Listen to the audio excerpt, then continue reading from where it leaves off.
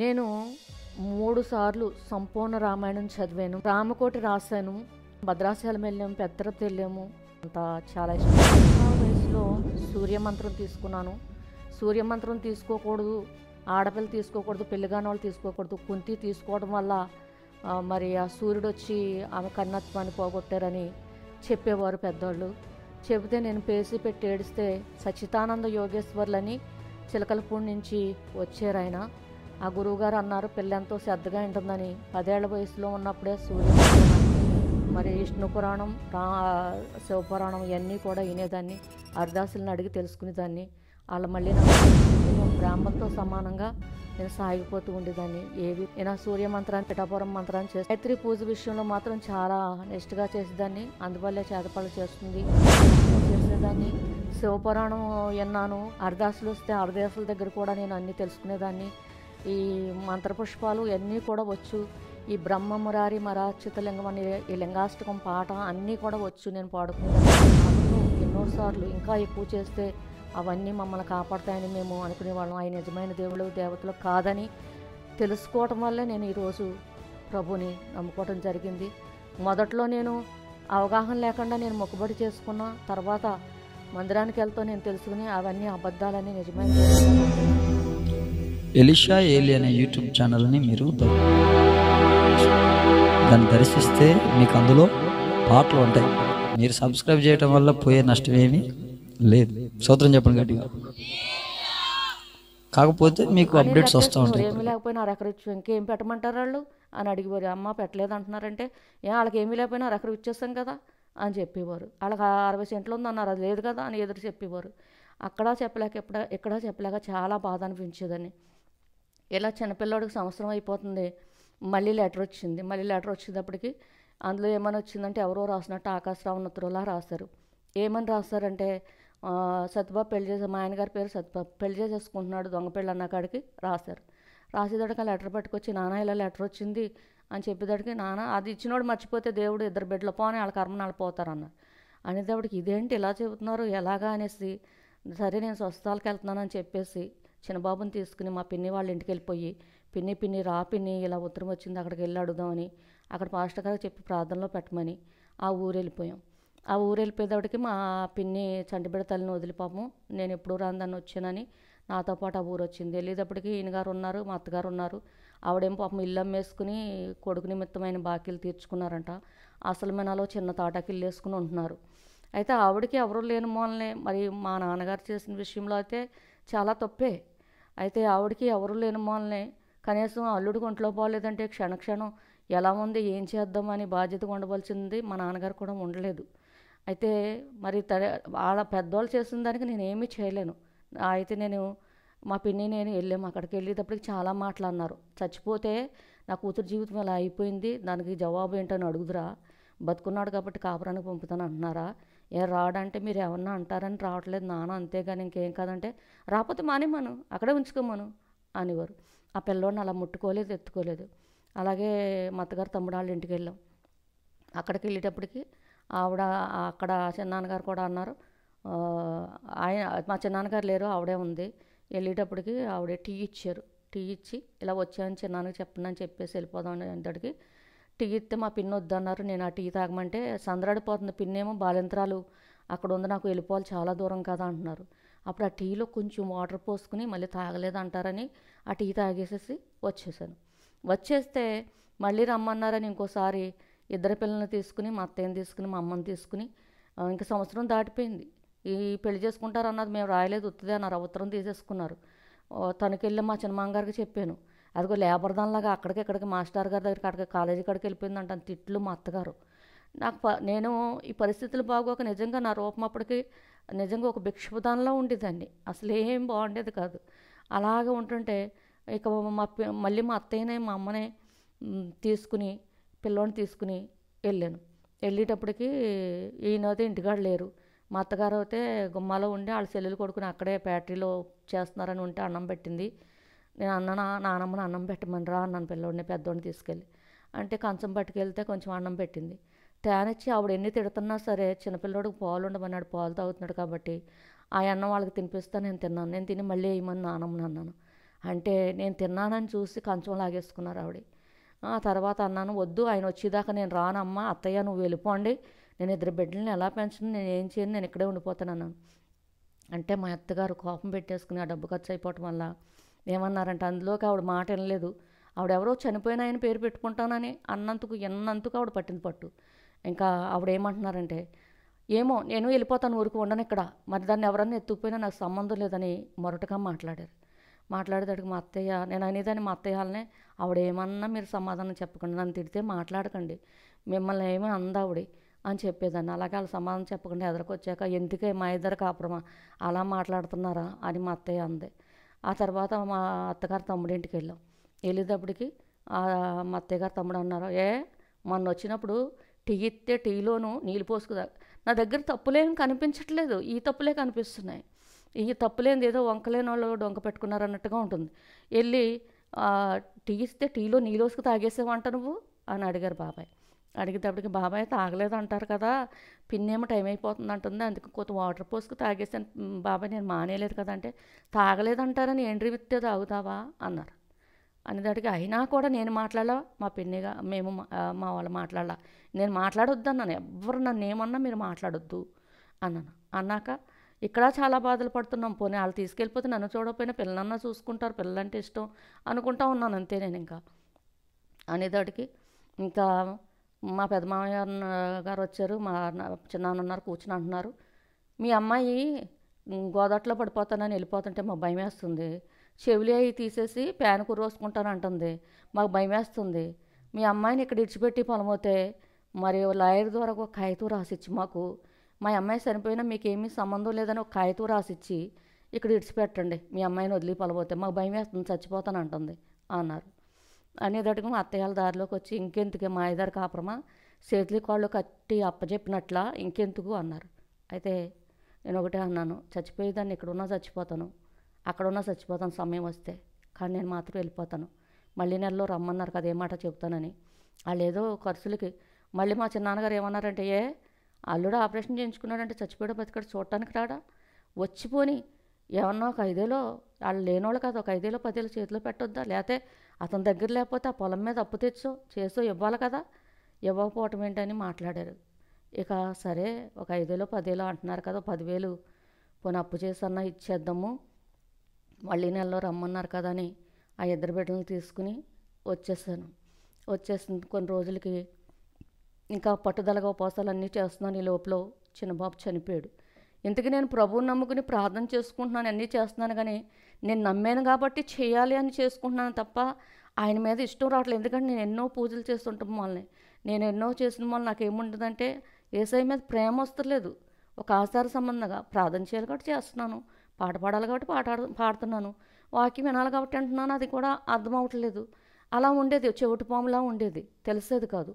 నాకు బాగా అన్యాసారాలు బాగా ఎక్కువ అలవాటు, పెద్దలతో ఉండేదాన్ని ఎప్పుడు కూడా, మరి ఆ పెద్ద ముసలోళ్ళ దగ్గర చిన్నపిల్లల దగ్గర ఉండేదాన్ని. నాకు ఆచారాలంటే చాలా ఇష్టం. అందుగురించి నాకు ఏమీ యేసయ్య మీద మొక్కుకున్నందుకు ఆయన ఆరాధిస్తున్నానే తప్ప నాకు ఇష్టమైతే వచ్చేది కాదు, వాక్య అవగాహన లేదు. అలాగా అయితే మరి ఆ చిన్నపిల్లడు చిన్నప్పుడు నేను బాప్టిషన్ తీసేసుకున్నాను. బాప్టిషన్ తీసుకుని మళ్ళీ ఒక ఒక సీరియల్ చూడడం కానీ, సినిమా చూడడం కానీ ఏమీ లేదు. అబద్ధం ఆడకూడదని, మన ధనం వడ్డీకి ఇచ్చుకోకూడదని, ఒట్టు పెట్టుకోకూడదని, అవునంటే అవును కాదంటే కాదు అన్నట్లుగా మన మాట ఉండాలని అన్నీ పాటిస్తున్నాను. కానీ యేసయ్య మీద ఇష్టం అనేది రావట్లా. చాలామంది అయ్య బాబోయ్ నా యేసయ్య అంటే ప్రాణం అంటే ఎలా అంటారు అనిపించేది, కానీ వచ్చేది కాదు. అయితే నిజమైన మారు మనసు అంటే నేను చెప్తున్నాను అన్నమాట, మారు మనసు అంటే ఉండేది కదా, ఒక ఆచార సంబంధంగా చేసేదాన్ని. అలా ఉంటున్నప్పుడు అయితే వచ్చేసాక చిన్నబాబు చనిపోయాడు. అప్పటికి నేను నిజంగా ఒక అబద్ధం ఆడటం కానీ, మరి బైబిల్ కొనుక్కున్నాను, 50 రూపాయలు బైబిల్ కొనుక్కుంటే ఎంతో సంబరం వేసింది, కొనుక్కున్నాను. నేను ఉపవాసాలు చేస్తున్నాను, బిడ్డ చనిపోయారు. చనిపోయేదాడికి మా వాళ్ళకి కవర్ పంపారు, మా అత్తగారు వద్దన్నారంట. మా అత్తగారు తమ్ముడేమో వెళ్ళమంటే అలాగా లేట్ చేసేసారు. లేట్ చేసి సాయంత్రం అయిపోయాక మా తమ్ముడు వెళ్తే మా తమ్ముడు మా అత్తగారు ఈయన వచ్చారు. వచ్చాక చాలా గొడవ పెట్టుకున్నారు. పలకరింతమ్మ అనేసి ఆవిడ చాలా గొడవ చేసేసి, మరి ఇలా చేశారు అలా చేశారని ఊరందరూ పోగడిపారు, చాలా గొడవ పెట్టుకున్నారు. ఈయన కూడా అన్నారు, సీత నువ్వేం సాధించావు ఇప్పుడు అని అడిగారు. చాలా మాటలు పడ్డాను, పడ్డే అన్నీ అయింది. పిల్లోడు చనిపోయాడు, మళ్ళీ వెంటనే కొడుకుని తీసుకుని ఆవిడ వెళ్ళిపోయింది. తర్వాత ఈయన బట్టలు పెడతారంటే వచ్చారు. వచ్చిన తర్వాత ఇంకా వత్త వెళ్తూ ఉన్నారు, బట్టలతో వత్త వెళ్తూ ఉండి అన్నారు, మీ నాన్న ఎవరికి చెప్పి ఆపరేషన్ చేయించారు, రీఆపరేషన్ చేయించమను అన్నారు. అది కాకుండా మరి నిద్ర చేయడానికి నన్ను తీసుకెళ్ళాలంట అంటే మా అమ్మ పంటలన్నీ మీ నాన్న అడిగితే మీ నాన్న నేను 2 బిడ్డలతో నా కూతుర్ని ఇక్కడ పెట్టి పోషించుకోలేదా అన్నారు కదా, పెళ్ళైన కాడి నుంచి పంటలేమ్మన్నది మా అమ్మ, ఇత్తే తీసుకురమ్మని లేదన్నారు అని పిల్లోడిని తీసుకెళ్ళి మా పిల్లోడిని పెద్దోడిని తీసుకెళ్ళి అక్కడ కాన్వెంట్లో వేసేసుకున్నారు. ఒక్కసారిగా ఈ ఈ చంటి బిడ్డ పోయాడు, ఈ బిడ్డను తీసుకెళ్ళిపోయారు, అక్కడ కాన్వెంట్లో వేసేసుకున్నారు. అప్పుడప్పుడు శనివారం వస్తూ ఉండేవాడు ఆయన. శనివారం వచ్చి మధ్యాహ్నం నుంచి స్కూళ్ళు సెలవు కమ్మటి పిల్లోడిని తీసుకుని ఆదివారం తీసుకెళ్ళిపోతూ ఉంటాడు. ఆ పిల్లోడు వెళ్ళనని ఏడుస్తూ ఉండేవాడు. మళ్ళీ ఆ పిల్లోడు ఏడుతున్నాడని ఆపు చేద్దామంటే చూసిన వాళ్ళు ఏమంటారు, ఆ నానే తిరుగు లేకుండా చేస్తాడంటే ఈ అమ్మాయి కూడా ఆ బిడ్డని వాళ్ళు తీసుకెళ్తుంటే బంగారులాగా వద్దని కాపురం పాడు చేసుకుందంటారు అని ఆ బాధను దిగమొంగుకుని అలా పంపిస్తూ ఉండేదాన్ని. ఓ రోజున మా నాన్నగారు అడిగారు, ఏమంటున్నారు, ఎప్పుడు తీసుకెళ్తానంటున్నారు, మీ చెల్లిని పురుటికి తీసుకురావాలి అన్నారు. అనేటప్పటికి నేను అన్నాను, నాన్న పంటలు అడుగుతున్నారు అంటే పంటలు ఎప్పుడెప్పుడు నీకు ఇచ్చేస్తాను కదా, మేము ఏదో ఉన్నందుకు భోజనం పెట్టాం, మరి చెప్పపోయావా, ఇలాగా రీఆపరేషన్ చేయించమంటున్నారు, ఎవరు చెప్పి చేయించారు అంటున్నారంటే రావద్దని చెప్పు, సీపిరి కట్ట మీద నీళ్ళేసి కొడతారని చెప్పు, పిల్లోని తీసుకొచ్చేమను, నువ్వు వేరే వండుకో అన్నారు. అనేటప్పటికి నాన్న మీ పెద్దోళ్ళు ఎలా ఇలాగ ఉంటే అలా మాట్లాడతారు, నేను రావద్దని చెప్పను, రేపు మీరేమంటారంటే దానికి ఇష్టం లేక రావద్దందేమో అంటారు, కాబట్టి నేను రావద్దని చెప్పను, వేరే వండుకోమంటున్నా కదా వండుకుంటాను అని కొన్ని సరుకులు ఎట్టుకుని కొట్టు అమ్ముకుంటూ మరి సరిగ్గా ఎవరో కొనకుండా ఇక్కడ ఈ ఊళ్ళో కిరాణా కొట్టలేదు, ఏదో కొన్ని సరుకులు వేరే వాళ్ళు ఎట్టు అమ్ముకునేవారు, అక్కడ పోతే కొనివ్వరు కానీ నా దగ్గర కొనేవారు కాదు ఎవరును, అవి సరిగ్గా ఖర్చు అయ్యి కాదు, అయ్యే అమ్ముకుంటూ అవి ఏరే వండుకోమంటే ఏరే వండుకుంటూ అలా భర్త అప్పుడప్పుడు ఆ పిల్లోని తీసుకుని వస్తుంటే ఇద్దరికి వండి పెడుతుంటే ఓ రోజున ఆయన అడిగారు, ఏంటది ఏరే వండుతున్నావు అంటే మీకు ఆపరేషన్ అయింది కదా. ఇంకా నేను చిన్నబాబు పోకముందు అబద్ధం కూడా ఆడతాం ఎరగని బాప్టిషన్ తీసుకుని ఇక చిన్నబాబు పోయాక నాకు ఒకటి అనిపించింది, మనం మంచిగా ఉంటే నీట్గా వెళ్తేనంట కష్టాలు ఎక్కువంట, మనం అంత నీట్గా ఉండకూడదంట, కొంచెం పట్టిడిపు ఉండాలంట అన్నట్లుగా నా విశ్వాసం కూడా మారిపోయింది. అమన్నా కొంచెం కూడా మారిపోయి నేను ఇక ఒక మాట ఎవరైనా సరుకులు గడ్డోళ్ళు వస్తే ఇవ్వను అనకుండా లేవంటాం, అలా చిన్న చిన్న అబద్ధాలు కూడా మొదలైనవి. మళ్ళీ బొట్టు పెట్టేసుకోవటం ఏదో తప్పనిసరిగా అంటే ఓ సంవత్సరం వెళ్ళలేదు చిన్నబాబు పోయినప్పుడు చర్చికి, అయినా నేను పెద్దబాబు కోసం కదా మొక్కుకున్నాను అని మళ్ళీ ఆ సంవత్సరం తర్వాత వెళ్ళటం, చర్చిలోకి వెళ్ళినప్పుడు మామూలుగా బొట్టు పెట్టుకునేదాన్ని కాదు, వచ్చాక మళ్ళీ పెట్టేసుకునేదాన్ని. బైబిల్ చదువుతుండగా పిల్లోడు చనిపోయాడు ఇంక నేను బైబిల్ చదువునని, శుక్రవారం చనిపోయాడు ఇంక శుక్రవారం చేయనని, ఇలాగా రకరకాలుగా నా మైండ్ ఉంటా ఉండేది. అలా ఉన్న టైంలో మరి ఆయనకి ఈ పిల్లోడు గురించి ఆలోచన పెట్టేసుకుని నేను అన్నాను, నేను ఆపరేషన్ చేయించుకోను, నాకు భయం అన్నాను, ఇంకా అటు ఇటు అనకుండా. అనేటప్పటికీ ఈయన నేను ఒక్కడనే నాకు ఒక్కడే అని ఆలోచనలు పెట్టేసుకుని వాళ్ళు ఎక్కడో జాతకం చూపించుకుంటే మీ పెళ్లి నక్షత్రం తేడా వచ్చింది అన్నారంట. అన్నారని ఇంకా మైండ్లో ఇది పెట్టేసుకుంటే ఆయనకి వెంటనే తేడా వచ్చేస్తుందా, మళ్ళీ ఆపరేషన్ పిల్లోని తీసుకెళ్ళి అక్కడ చదివిస్తున్నారు. ఈలోగా ఆపరేషన్ పడిపోయింది 6 నెలలకి. ఆపరేషన్ పడిపోయేదాటికి రాజమండ్రిలో చేయించారు బలభద్ర హాస్పిటల్లో. ఆయనకి ఆపరేషన్ చేసినప్పుడు ఇక్కడ ఒక కన్నం పెడతారు, ఇక్కడ ఒక అన్నం పెడతారు, ఇలా కడుపు మీద ఇంత లెక్క చేస్తారు, ఇక్కడ నుంచి ఆ చెడు నీరు ఊడింది ఆ నరవమ్మట వైర్ నడుపుతారు, ఆ వైర్లోంచి నీరు సంచిలోకి పెడతారంట. అది మళ్ళీని ఆపరేషన్ చేసేటప్పటికి ఏమైందంటే చెవు దగ్గర నరం నొక్కి ఆయనకి ఇనికిడికి కొంచెం తగ్గేటప్పటికి డాక్టర్ మీదకి వెళ్తారు. మేము భయపడుతూ ఉండేవాళ్ళం, ఆయన గురించి ఎన్నో ప్రార్థనలు ఎన్నో ఉపవాసాలు చేసేదాన్ని, భయపడుతూ ఉండేవాళ్ళం. ఆయనకి ఆపరేషన్ పడిపోయింది, నన్నేమో బిడ్డ చనిపోయి తీసుకెళ్ళలేదు, రాకూడదు అన్నారు. ఇంకా అమ్మా నాన్న వెళ్తుంటే అప్పుడు డబ్బులు ఇచ్చి పంటలు ఇవ్వలేదన్నారు కదా అని మా పెద్దమ్మగారు అబ్బాయి దగ్గర డబ్బులు అప్పు ఇచ్చుకున్నాను. మా నాన్నగారు ఎందుకు అప్పు చేస్తున్నావు, నువ్వు ఇబ్బందులు పడిపోతావు, వాళ్ళని ఎకరం చేయరన్నారు. వద్దు నాన్న, వాళ్ళకి ఒంట్లో తల్లితే కడుపు చూసింది, భార్య అయితే జేబు చూసింది అంటారు, వాళ్ళకి ఒంట్లో బాగోనప్పుడు మనం ఏమీ ఇవ్వలేదు, పొలం అమ్మ ఇవ్వకపోతే అది పోలే, పంటలన్నా ఇవ్వకపోతే మరి బాగోలేదని ఏమన్నా సాయం చేయకపోతే అది పోలే, పంటలన్నా ఇవ్వకపోతే వాళ్ళు ఎదవలా అని అడుగుతారు, నేను వాళ్ళు చూసినా చూడకపోయినా నేను ఇచ్చేయాలనుకుంటున్నానని మా పెద్దమ్మగారు అబ్బాయిని అప్పు అడిగితే మా నాన్నకి చెబితే నాన్న సర్లే ఇవ్వకపోతే నేను పంటలో ఉంటాయి కదా ఇక్కడ ఇస్తానులే ఇవ్వన్నారంట. ఇవ్వనిదాడికి ఇచ్చారు. ఇచ్చేటప్పటికి నాన్న అమ్మని పంపించాను, బాగానే మాట్లాడారంట. డబ్బులు పట్టుకెళ్ళేటప్పటికి ఇక చూసి వచ్చేసిన తర్వాత ఆయనకి ఏమైంది, ఇంకా సంవత్సరం అవుతుందనగా ఆపరేషన్ చేయించుకున్నారు కాబట్టి మళ్ళీ పిల్లోని తీసుకుని వస్తూ ఉన్నారు. ఇంక సంవత్సరం అవుతుంది కనుక తీసుకెళ్తా అన్నారు. తీసుకెళ్తాం అనేటప్పటికి ఒకరోజు కల వచ్చింది. ఆ కలలో ఏమైందంటే పాస్టర్ గారు వచ్చి తెల్లటి బట్టలు వేసుకుని వచ్చి హాల్లో కుర్చీలో కూర్చుని మౌనంగా కూర్చున్నారు. మౌనంగా కూర్చునేటప్పటికి అన్నయ్య అవుతారు పాస్టర్ గారు, దగ్గర వాళ్ళే పాస్టర్ గారు, అన్నయ్య మా ఊరు వెళ్ళిపోతున్నాను, డబ్బులు దొరికేసినాయి కదా, ఇచ్చేస్తాను కదా అన్నాను. అనేటప్పటికి అమ్మ నువ్వు వెళ్ళటం నాకు ఇష్టం లేదమ్మా అన్నారు మౌనంగా కూర్చుని ఆయన. అది కాదు అన్నయ్య, పిల్లోని తీసుకెళ్ళిపోయి అక్కడ చేర్చారు కదా, వాళ్ళు చూస్తారని కాదు, బాబు లేకుండా నేను ఉండలేకపోతున్నాను, అందుకే నేను వాళ్ళు చూస్తారని కాదు వెళ్ళిపోతున్నాను అన్నాను. మేలుకొచ్చేటప్పటికి ఇంకా ఆదివారం ఇంటికి ప్రార్థన చేస్తాకు వస్తే అన్నయ్య ఇలా వచ్చిందంటే మీరు వచ్చి ఇలా కూర్చుని ఇలా అన్నారన్నాను. అంటే అమ్మ పాస్టర్ గారు వస్తే దేవుడు చెప్పినట్లే, కానీ దేవుడి మీద భారం పెట్టి వెళ్ళిపో, ప్రజలు నమ్మరు కదమ్మా, దేవుని మీద భారం పెట్టి వెళ్ళిపో అన్నారు. అనేటోటికి నేను దేవుని మీద భారం వేసుకున్నాం, ఆయన కూడా వెళ్ళిపోయాము. ఈ డబ్బులు ఇచ్చేసి వెళ్ళిపోయాక ఇక అక్కడ ఉంటుండగా కొన్ని రోజులు జరిగేటప్పటికి మళ్ళీ మా అత్తగారు సతాయింపులన్నీ మొదలుపెట్టారు. సతాయింపులన్నీ మొదలుపెట్టి ఓ రోజున గొడవ పెట్టేసి మాట్లాడితే గొడవ పెట్టిన ప్రతిసారి కూడా కొడుకుని తీసుకెళ్ళి దింపేయమంటే ఆయన తీసుకొచ్చేస్తాం. అందరూ వేరువేరుగా మాట్లాడేవారు. మీ అత్తగారు తన స్వభావం మంచిది కాదు కాబట్టి కోడలు ఉంటే అడ్డు అనుకుంటుంది అనేవారు. అయినా సరే నేను ఒకసారి అడిగాను, ఏమండి నేను ఇవ్వద్దు, మీ అమ్మ కొడుకుని ఏడ్చేసాను అన్న మాట నాకు వద్దు, మీరు డబ్బు ఖర్చు పెట్టి బాగు చేయించుకున్నాను అంటున్నారు కదా, మరి ఇల్లు అమ్మేసి బాగు చేయించుకున్నారు, ఉన్నది బ్యాంకులో వేసుకోండి, నేను నా కొడుకు మిషన్ కుట్టుకుని అవతల గదిలో ఉంటాం, మమ్మల్ని ఉండనివ్వండి, అవతల గదిలో మీ అమ్మ కొడుకు ఉండండి, పోని ఇక్కడ ఉన్నాము అనిపించుకుంటాం అనేదాన్ని. లేకపోతే ఆయనకి చెబుతున్నారాలు నొక్కేసినాయి కదా, టాట మీదకి మానేమనండి, ఎలాగ నాకు వ్యాపారం చేయటం తెలిసింది కాబట్టి షాప్ పెట్టుకుందాం ఇక్కడ అని చెప్పినా సరే ఆవిడైతే మాత్రం వినేవారు కాదు. ఆవిడ పట్టిన పట్టు వదలలేదు. అలా చాలా బాధపడుతుండే రోజున గొడవ పెట్టేసుకుని మరి వెంటనే ఏం చేస్తారంటే ఆవిడ తీసుకెళ్ళి దింపేయంటే, ఇదేంటంటే పిల్లోడిని ఓ చోట నన్ను ఓ చోట పెట్టి ఇలా చేస్తున్నారంటే దాని పిల్లోడిని దాన్ని కూడా తీసుకెళ్ళి దింపేయమన్నారు. దింపేమన్నాక ఈయన తీసుకొచ్చారు. ఆ రోజు ఇంకా మా నాన్నతో ఏం అనలేదు, ఈయన అనొద్దంటేని వచ్చి దింపేసి ఇక్కడ ఆ రోజు ఉండి వెళ్ళిపోయారు.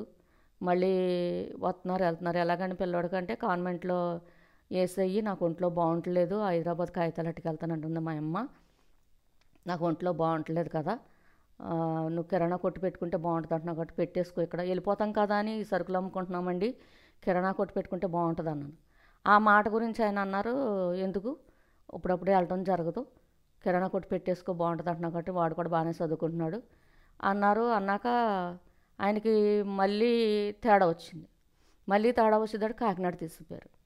ఏదో బాకీలు అయిపోవటం వల్ల మా అత్తగారు మమ్మల్ని మా అమ్మ వాళ్ళ ఇంటికాడ ఉంచేస్తున్నారు, ఆ రెక్కల మీదే కదా ఆదరువు, ఏదో బాకీలు తీర్చుకుంటున్నారు అనుకుంటున్నాను, కానీ ఆయన విడిచిపెట్టేస్తారని మాత్రం ఎప్పుడు అనుకోలేదు. ఎందుకంటే ఈ భర్త వద్దని నేను అనలేదు, ఈ భార్య వద్దని ఆయన అనలేదు. అయ్యేటప్పటికి ఇంకా అక్కడికి వెళ్ళేటప్పటికి ఆయనకు ఆపరేషన్ చేశారు కాకినాడలోను. ఆపరేషన్ చేసేటప్పటికి మా వాళ్ళు ఎవరూ రావట్లేదని, మా చుట్టాలు రావట్లేదని చూడటానికి, మా బంధువులు రావట్లేదని, మా పెద్దమ్మలు రావట్లేదని చాలా కోసేవారు మమ్మల్ని. మీరంటే ఎవరికి ఇష్టం ఉండదు, అందుకే ఎవరూ రావట్లేదు, నా కొడుకు ఆపరేషన్ అవుతే మేము అలా కాదు అందరం వెళ్ళిపోతాం అలా ఇలా అని చాలా మాటలనేవారు. ఇక నాన్న అమ్మ నేను పిల్లోడు కాకినాడలో ఉంటాయని ఆపరేషన్ చేశారంటే మూడోసారి ఈ పట్టు ఇంకో పక్కన చేస్తారు, ఆయనకు వైరేశారు, ఇంక ఈ పక్కన కదపకుండా చేసేటప్పటికి ఆయన చూస్తే పుట్టుడు రోగం ఏం రోగమో తెలుస్తలేదు, ఏంటంటే చెప్పేవారు కాదు. ఇక మళ్ళీ ఈ పక్క నుంచి వైరేస్తారు. కాకినాడ వెళ్ళాము చూసాము, ఆవిడ చాలా అక్కడ కూడా కేకలేసి గగ్గోలు పెట్టేటప్పటికి ఇంకా వచ్చేసాం. ఇంకా నాణాలు అయితే ఏం పెట్టలేదు, కానీ నేను అప్పటికే బాకేసేసాను. వచ్చేసాక మళ్ళీ వాళ్ళ ఊరు తీసుకొచ్చాక మళ్ళీ మా పెద్దమ్మ గారు మేము వెళ్తే అందరూ నా కొడుకు సంసారానికి పనికిరాడు, ఈ వైర్లు అవి వేసారు, ఇగో వీళ్ళ వల్లే రోగం వస్తుంది, నేను చచ్చిపోయాక వస్తాడులే నా కొడుకు, అంతవరకు వద్దు అని చెప్పేశారు ఆవిడ. చెప్పేసేదానికి ఇంకా ఏం మాట్లాడకండి, ఇంకా ఆవిడకి ఏం చేద్దాం, అలా మాట్లాడుతుంటే వచ్చిన వాళ్ళతో అలా చెబుతుంటే ఎక్స్రేలు అవి చూపిస్తుంటే చాలా సిగ్గు అనిపించేది. వచ్చేసి ఇంకా ఇక్కడ కిరాణా కొట్టు అది పెట్టుకున్నాము, ఆ సరుకులు పెట్టుకుని అమ్ముకుంటున్నాం. మళ్ళీ ఆయన వెళ్తూ ఉంటున్నారు. వెళ్తూ ఉండి చూసి వెళ్ళిపోతూ ఉండి కిరాణా పెట్టుకున్నాం, వెళ్తూ ఉండి ఎప్పుడు పెళ్లి చేసేసుకున్నారు. ఆయన వెళ్తూ ఉన్నప్పుడు ఏం చేశానంటే బాబుని తీసుకుని ఆయన తీసుకుని నేను స్వస్థశాలకు తీసుకెళ్ళి నా చెవులు ఒకటే ఉన్నాయి, అవి అమ్మేసేసి సిలువ చేయించి ఆయనకి మొక్కుకున్న మొక్కుబడి తీర్చేస్తాను. మరి ఆ మొక్కుబడి ఆయనకు గుర్తులేదేమో, ఆయన కోసం చేసే ప్రార్థనలు గుర్తులేదేమో నాకు తెలియదు. వెళ్తూ ఉండి ఆయన ఏం చేస్తారంటే మరి పెళ్లి చేసేసుకున్నారు, దొంగ పెళ్లి చేసేసుకుని ఏం చేస్తారంటే కొన్ని రోజులు ఆగారు, రాలేదేంటి అనుకుంటున్నాము, నోటీస్ పంపించారు, డైవర్స్ నోటీసు. అది ఇంగ్లీష్లో ఉంది. మాస్టర్ దగ్గరికి పట్టుకెళ్ళి చదివితే నాకు 2 బిడ్డలు, 2 అబ్బాయిలు, ఓ పిల్లోడు చనిపోయాడు, ఎప్పుడు అమ్మగారింటికాడే ఉంటుంది, నాకు విడాకులు కావాలని పంపించారు. పంపించేదాడికి ఇదేంటి నాన్న ఇలా పంపించారంటే, సర్లేని లాయర్ గారికి అడుగుదామంటే ఇవ్వకపోతే తప్పును పొందుతారు, మళ్ళీ నోటీస్ ఇవ్వాలి అని లాయర్ గారు అన్నారు. లాయర్ గారి దగ్గరికి వెళ్తే ఏం రాయమంటామమ్మ అంటే, మీకు ఒంట్లో బాగోని మళ్ళీ మీరు తీసుకెళ్ళి దింపబట్టి మేము అక్కడ ఉన్నాము, నేను వచ్చేస్తాను, మీరు ఎక్కడ ఉంటే అక్కడే ఉంటాను, చెట్టు కింద కాపురం చేయమంటే చెట్టు కింద చేస్తాను, ఎక్కడ ఉండమంటే అక్కడ ఉంటాను అని నేను చెప్పాను. మరి పీటర్ గారు ఏం రాశారండి. ఆ యొక్క రిప్లై రాలేదు. మళ్ళీని రాకపోయేటప్పటికి పీటర్ గారు అన్నారు కోర్టులో వేయాలన్నారు. అయ్యో అసలు ఆయనకు ఒంట్లో బాగోద్దు, కోర్టులో వేయడానికి రెక్కల మీద బతికైనా అని దడికిలోగా రోమర్గా దొంగ పెళ్లి చేసుకున్నారని తెలిసింది. అప్పుడు చాలా ఏడ్చి బాధపడి, సరే మా పట్టడన్నము మా బట్టలే మాకు వస్త్రాలు అందరికీ బరువు అయిపోయాము, ఇంక రెక్కలంత చుట్టాలు ఎక్కడో లేరని ఇంకా అనుకుని ఆ షాప్ అది అమ్ముకుంటూ ఇంకా నాన్న అన్నారు కోర్టుకే ఇమ్మన్నారు కదా అన్నారు. వద్దు నాన్న, భర్త విడిచిపెట్టిన ఆడదానిలో కోర్టు చుట్టూ నేను తిరగలేను, తెలిసిన వాళ్ళు కొందరు, తెలియని వాళ్ళు కొందరు, వద్దు. అయినా ఆయనకు ఒంట్లో బాగాలేదు. ఏ సమయాన్ని అప్పుడు కూడా భయమే నాకు. ఏ సమయం తేడా వచ్చినా తల్లితేనేమో ఇల్లు అమ్ముకుని బాగు చేయించుకుంది, భార్య కోట్లంతా తిప్పిచ్చేస్తుంది అంటారు. నాకు ఆ మాట వద్దు, ఆ భగవంతుడే ఉన్నాడని ఇంకా ధైర్యం తెచ్చుకుని అలా నెలకోసారి ఏదో బల్లారం తీసుకుంటూ ఆదివారం వెళ్తూ ఇంకా ఉన్న వారాలు వెళ్ళకుండా ఇంకా వాక్యం అప్పుడు టీవీల్లో కూడా వచ్చేది కాదు, అంత అవగాహన లేదు. ఇక వ్యాపారం చూసుకుంటూ ఉండేదానికి వ్యాపారం చాలా అభివృద్ధి చెందింది. గోరుడు బంగారం లేని నాకు ఒక 7 కాసులు బంగారం కొనుక్కున్నాను. మా అత్తగారు చనిపోయిందని తెలిసింది, అయినా సరే అలా చెప్పలేదు మాకు. ఆయన పెళ్లి చేసుకున్నాడు, ఒక బాబు పుట్టాడని తెలిసింది. ఆ బాబు పుట్టేటప్పటికే మా అత్తగారు అంట పెళ్లి చేసుకున్న ఏడాది అవ్వకుండానే ఆవిడకి రక్తం కక్కేసుకుని ఆవిడ చనిపోయారంట. చనిపోయిన విషయం కూడా మాకు చెప్పలేదు. తర్వాత బాబు పుట్టాడు అన్నారు. బాబు పుట్టాక మళ్ళీ ఆవిడ నీళ్ళు పోసుకుని ఉందేదో అని చెప్పారు. అలాగా ఒక 5 సంవత్సరాలు చాలా వ్యాపారం అభివృద్ధి చెందేసింది. పిల్లోని కాన్వెంట్లో చదివించుకుంటున్నాను. వ్యాపారం బిజీ పెట్టేసుకున్నాను. ఇంకా ఇవన్నీ సమస్యలు ఎందుకని, ధనాపేక్ష సమస్త కీళ్ళకి మూలం అంటారు, కానీ ఎవరిదో నేను అపేక్షించలా. ఎప్పుడూ కూడా నేను ఇతరులది కావాలని నేను నాది కాంది ఏది నేను ఎప్పుడూ ఆశించలేదు. అది వస్త్రమైనా, మనిషి అయినా, నాగైనా, డబ్బైనా, భూములైనా, ఇళ్ళైనా ఏది నేను ఏనాడు ఆశపడలా. ఈ మంచి చీర కొనుక్కోవాలి, వీళ్ళు కట్టుకున్నా చాలా బాగుందని. ఎప్పుడు వాళ్ళు ఎవరు ఏ చీర కట్టుకొచ్చారో తర్వాత చెబుతుంటే వాళ్ళల్లో నేను చూడలేదని ఆ ధ్యాసే ఉండేది కదా నాకు. అలాగే హెచ్చుబాటు ఎందు మనసు ఏనాడు నాకైతే లేదు.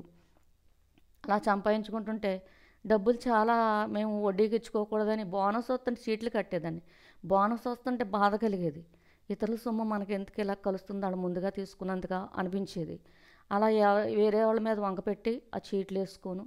పిల్లోడికి ఎప్పుడన్నా మూవీ చూపించడం ఇవన్నీ ఇంకెందుకంటే ఆ చిన్నపిల్లోడు చనిపోతుంతో ఇంకా అప్పుడు ఒక ఆచారంగా అన్నా చేసేదాన్ని, అది కూడా తగ్గిపోయి నా తెలివిని నమ్ముకున్నాను అన్నట్లుగాను, మరి అంత నీతిగా ఉంటే మరి ఇది కష్టాలేనంట అన్న మాట ఇచ్చుకుని అలా ఉంటున్నాను. ఉండేదానికి దేవుడు ప్రణాళిక ఉంది కాబట్టి అయితే ఇలా జరుగుతూ ఉండగా 5 సంవత్సరాలు జరిగింది. 5 సంవత్సరాలు జరిగేటప్పటికి నాకు ఒక కళ వచ్చింది. ఆ కళలోను మా పిల్లోడే చనిపోయాడు. గుండు ఉంది, అప్పుడు కాడు గుండు చేయించుకోలేదు, గుండు పిల్లోడు. ఎందుకు చనిపోయాడో తెలియదు, కొట్టు పక్కన పడుకోబెట్టేశారు. గుండెలు పాతుకుని ఎడుతున్నాను, నాకు నొప్పి వచ్చేసింది. వెంటనే మేలుకు వచ్చేసి ఆ మాట చెప్పడానికి కూడా నేను భయపడి పాస్టర్ గారికి చెప్పి అక్కడ 2 సహోదరులు అన్నారు, మా పిల్లోడి మీద అలా వచ్చిందంటే మా పిల్లోడి మీద అలా వచ్చిందన్నారు. మా చెల్లికి చెబితే మా చెల్లి అంది, మా అబ్బాయి మీద కూడా అలాగే వచ్చిందక్క, మనకని వస్తే మనకు కాదంట, సూరగ్గిలు పాడేస్తే పోద్దంట కీడు అన్నారు. ప్రార్థనలు పెట్టించాలి అని మా పాస్టర్ గారికి చెప్పాను.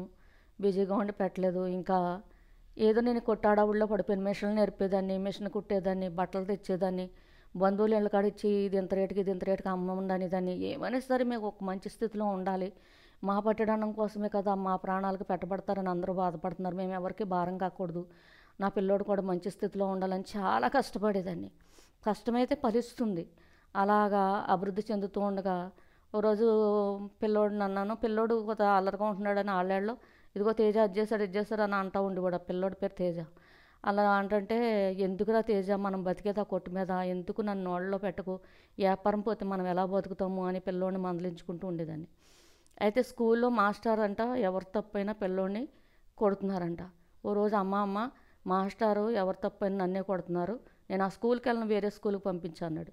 వేరే స్కూల్కి పంపించంటే, అమ్మ నువ్వు కుదురుగా ఉంటే ఏ మాస్టర్ అయినా ఎందుకు కొడతారు, నువ్వు ఎక్కడికి వెళ్తే మాత్రం కుదురులేత కొట్టరేంటి అన్న. కాదమ్మా వేరే స్కూల్కి పంపంటే, ఇదిగో ఈ సంవత్సరానికి వెళ్ళు, పొలం కొందామని డబ్బు జాగ్రత్త పెడుతున్నాను, మరి నీ పేరుకి వేద్దామని, నువ్వు ఈ సంవత్సరానికి వెళ్ళి మళ్ళీ ఇనోపరాలు అన్నీ మార్చేస్తారు, అడ్వాన్స్లు కట్టాలన్నాను. రోజు నాలుగు మాస్టర్ వెళ్తుంటే అమ్మ అడ్వాన్స్ అడిగి పుచ్చేసుకోమ్మా అన్నాడు. ఆ పిల్లోడు లోన్ బాధ పెట్టుకున్నాడేమో నాకైతే తెలీదు. మళ్ళీ మా నాన్న దగ్గరికి వెళ్ళి తాత నన్ను వేరే స్కూల్కి పంపించి ఈ స్కూల్కి నేను వెళ్ళను, నువ్వు చెప్పు మా అమ్మకి అన్నాను. మా చెల్లెళ్ళ ఇంటికి ఇంకా సెలవులు వస్తున్నాయి, సెలవులు వచ్చేటప్పటికి నేను అన్నాను సెలవుల్లోనూ పిన్నాళ్ళ ఇంటికి వెళ్తా అన్నాడు. ఎందుకు ఇక్కడ నన్ను అందరి నోళ్ళలో పెడుతున్నా, అక్కడ వాళ్ళ కూడా పెట్టేస్తావు, నేను పంపనన్నాను. పంపనని దాటికి నేను వెళ్ళిపోతాను కదా అన్నాడు. నువ్వు వెళ్ళిపోతే నేను రానేంటి, నీ వెనకాల వచ్చి తీసుకొచ్చుకుంటాను అన్నాను. నువ్వు తీసుకొస్తే నేను పారిపోయి ఎక్కడన్నా చెరువులో దాక్కుంటాను అన్నాడు. చెరువులో దాక్కుంటాను అందరికి గుండెలు జల్లుమన్నాయి. అదేంటి తేజ అలా మాట్లాడుతున్నావు అని, అంటే మనం భయపడినట్టుగా ఉన్న పిల్లోడికి మరి ఇదిగా ఉంటుందని అలా మాట్లాడుతున్నావేంటి, చెరువులో దాక్కుంటే చచ్చిపోతారమ్మా అన్నాను. అనేదాడికి ఆడుకోకుండా ఎక్కడికి వెళ్ళకుండా ఉండి కన్నా చస్తేనే నయంలే అన్నాడు. అయ్య బాబో ఇలా మాట్లాడుతున్నాడు ఏంటంటే, నా చస్తే నయం అంటావేంటమ్మా, మన తమ్ముడు చచ్చిపోయాడు, చచ్చిపోతామంటే ఏంటి, ఇదేమన్నా ఊరికెళ్ళి వస్తామనుకుంటున్నావా, మళ్ళీ అసలు ఇక్కడ దేవుడి దగ్గరికి వెళ్ళిపోయిన వాళ్ళు రారమ్మా అని చెబుతుంటే ఆ పిల్లోడికి అర్థం కాక నేను ఎలాగైనా వచ్చేస్తానని. ఎలా చెప్పాలి పిల్లోడికి అర్థం అవ్వలేదు. కానీ నాకు మాత్రం భయం వేసి మా వాళ్ళతో చెప్పి, మా పిల్లోడిని ఏమనకండి, ఆడు ఇలా అన్నాడు కనుక సరిపోయింది, ఏదైనా చేసుకుంటే నేను ఏమైపోతాను అని ఆడు భయపడుతున్నాను. నాకు ఒంట్లో బాగాలేదు, హాస్పిటల్కి వెళ్ళాను, బీపీ వచ్చేస్తుంది, ఈ వయసులో బీపీ ఏంటి అన్నారు, మందులు ఇచ్చారు. మా చెల్లాళ్ళ ఇంటికి మా చెల్లి వస్తేనే ఉండమ్మా నా కొడుకు ఇలా అన్నాడు, తీసుకెళ్ళిపోయి జాగ్రత్తగా చూడండి, ఇవాళ సెలవిస్తారంట అని ఆ స్కూల్ కాడికి వెళ్ళి అక్కడ దిగి పిల్లోడిని మా చెల్లికి ఇచ్చి పంపించేస్తాను. పుస్తకాలు నేను తెచ్చుకున్నాను, అలా పంపించేస్తాను. మళ్ళీ నాకు బాగాలేదని మా చెల్లి వస్తా తీసుకొచ్చింది. మళ్ళీ వెళ్ళిపోతానంటే మళ్ళీ పంపించాను. మళ్ళీ పంపిస్తే మళ్ళీ తీసుకొచ్చారు. ఇంకా 5 రోజులు స్కూల్కి తీస్తారనగా వచ్చాడు.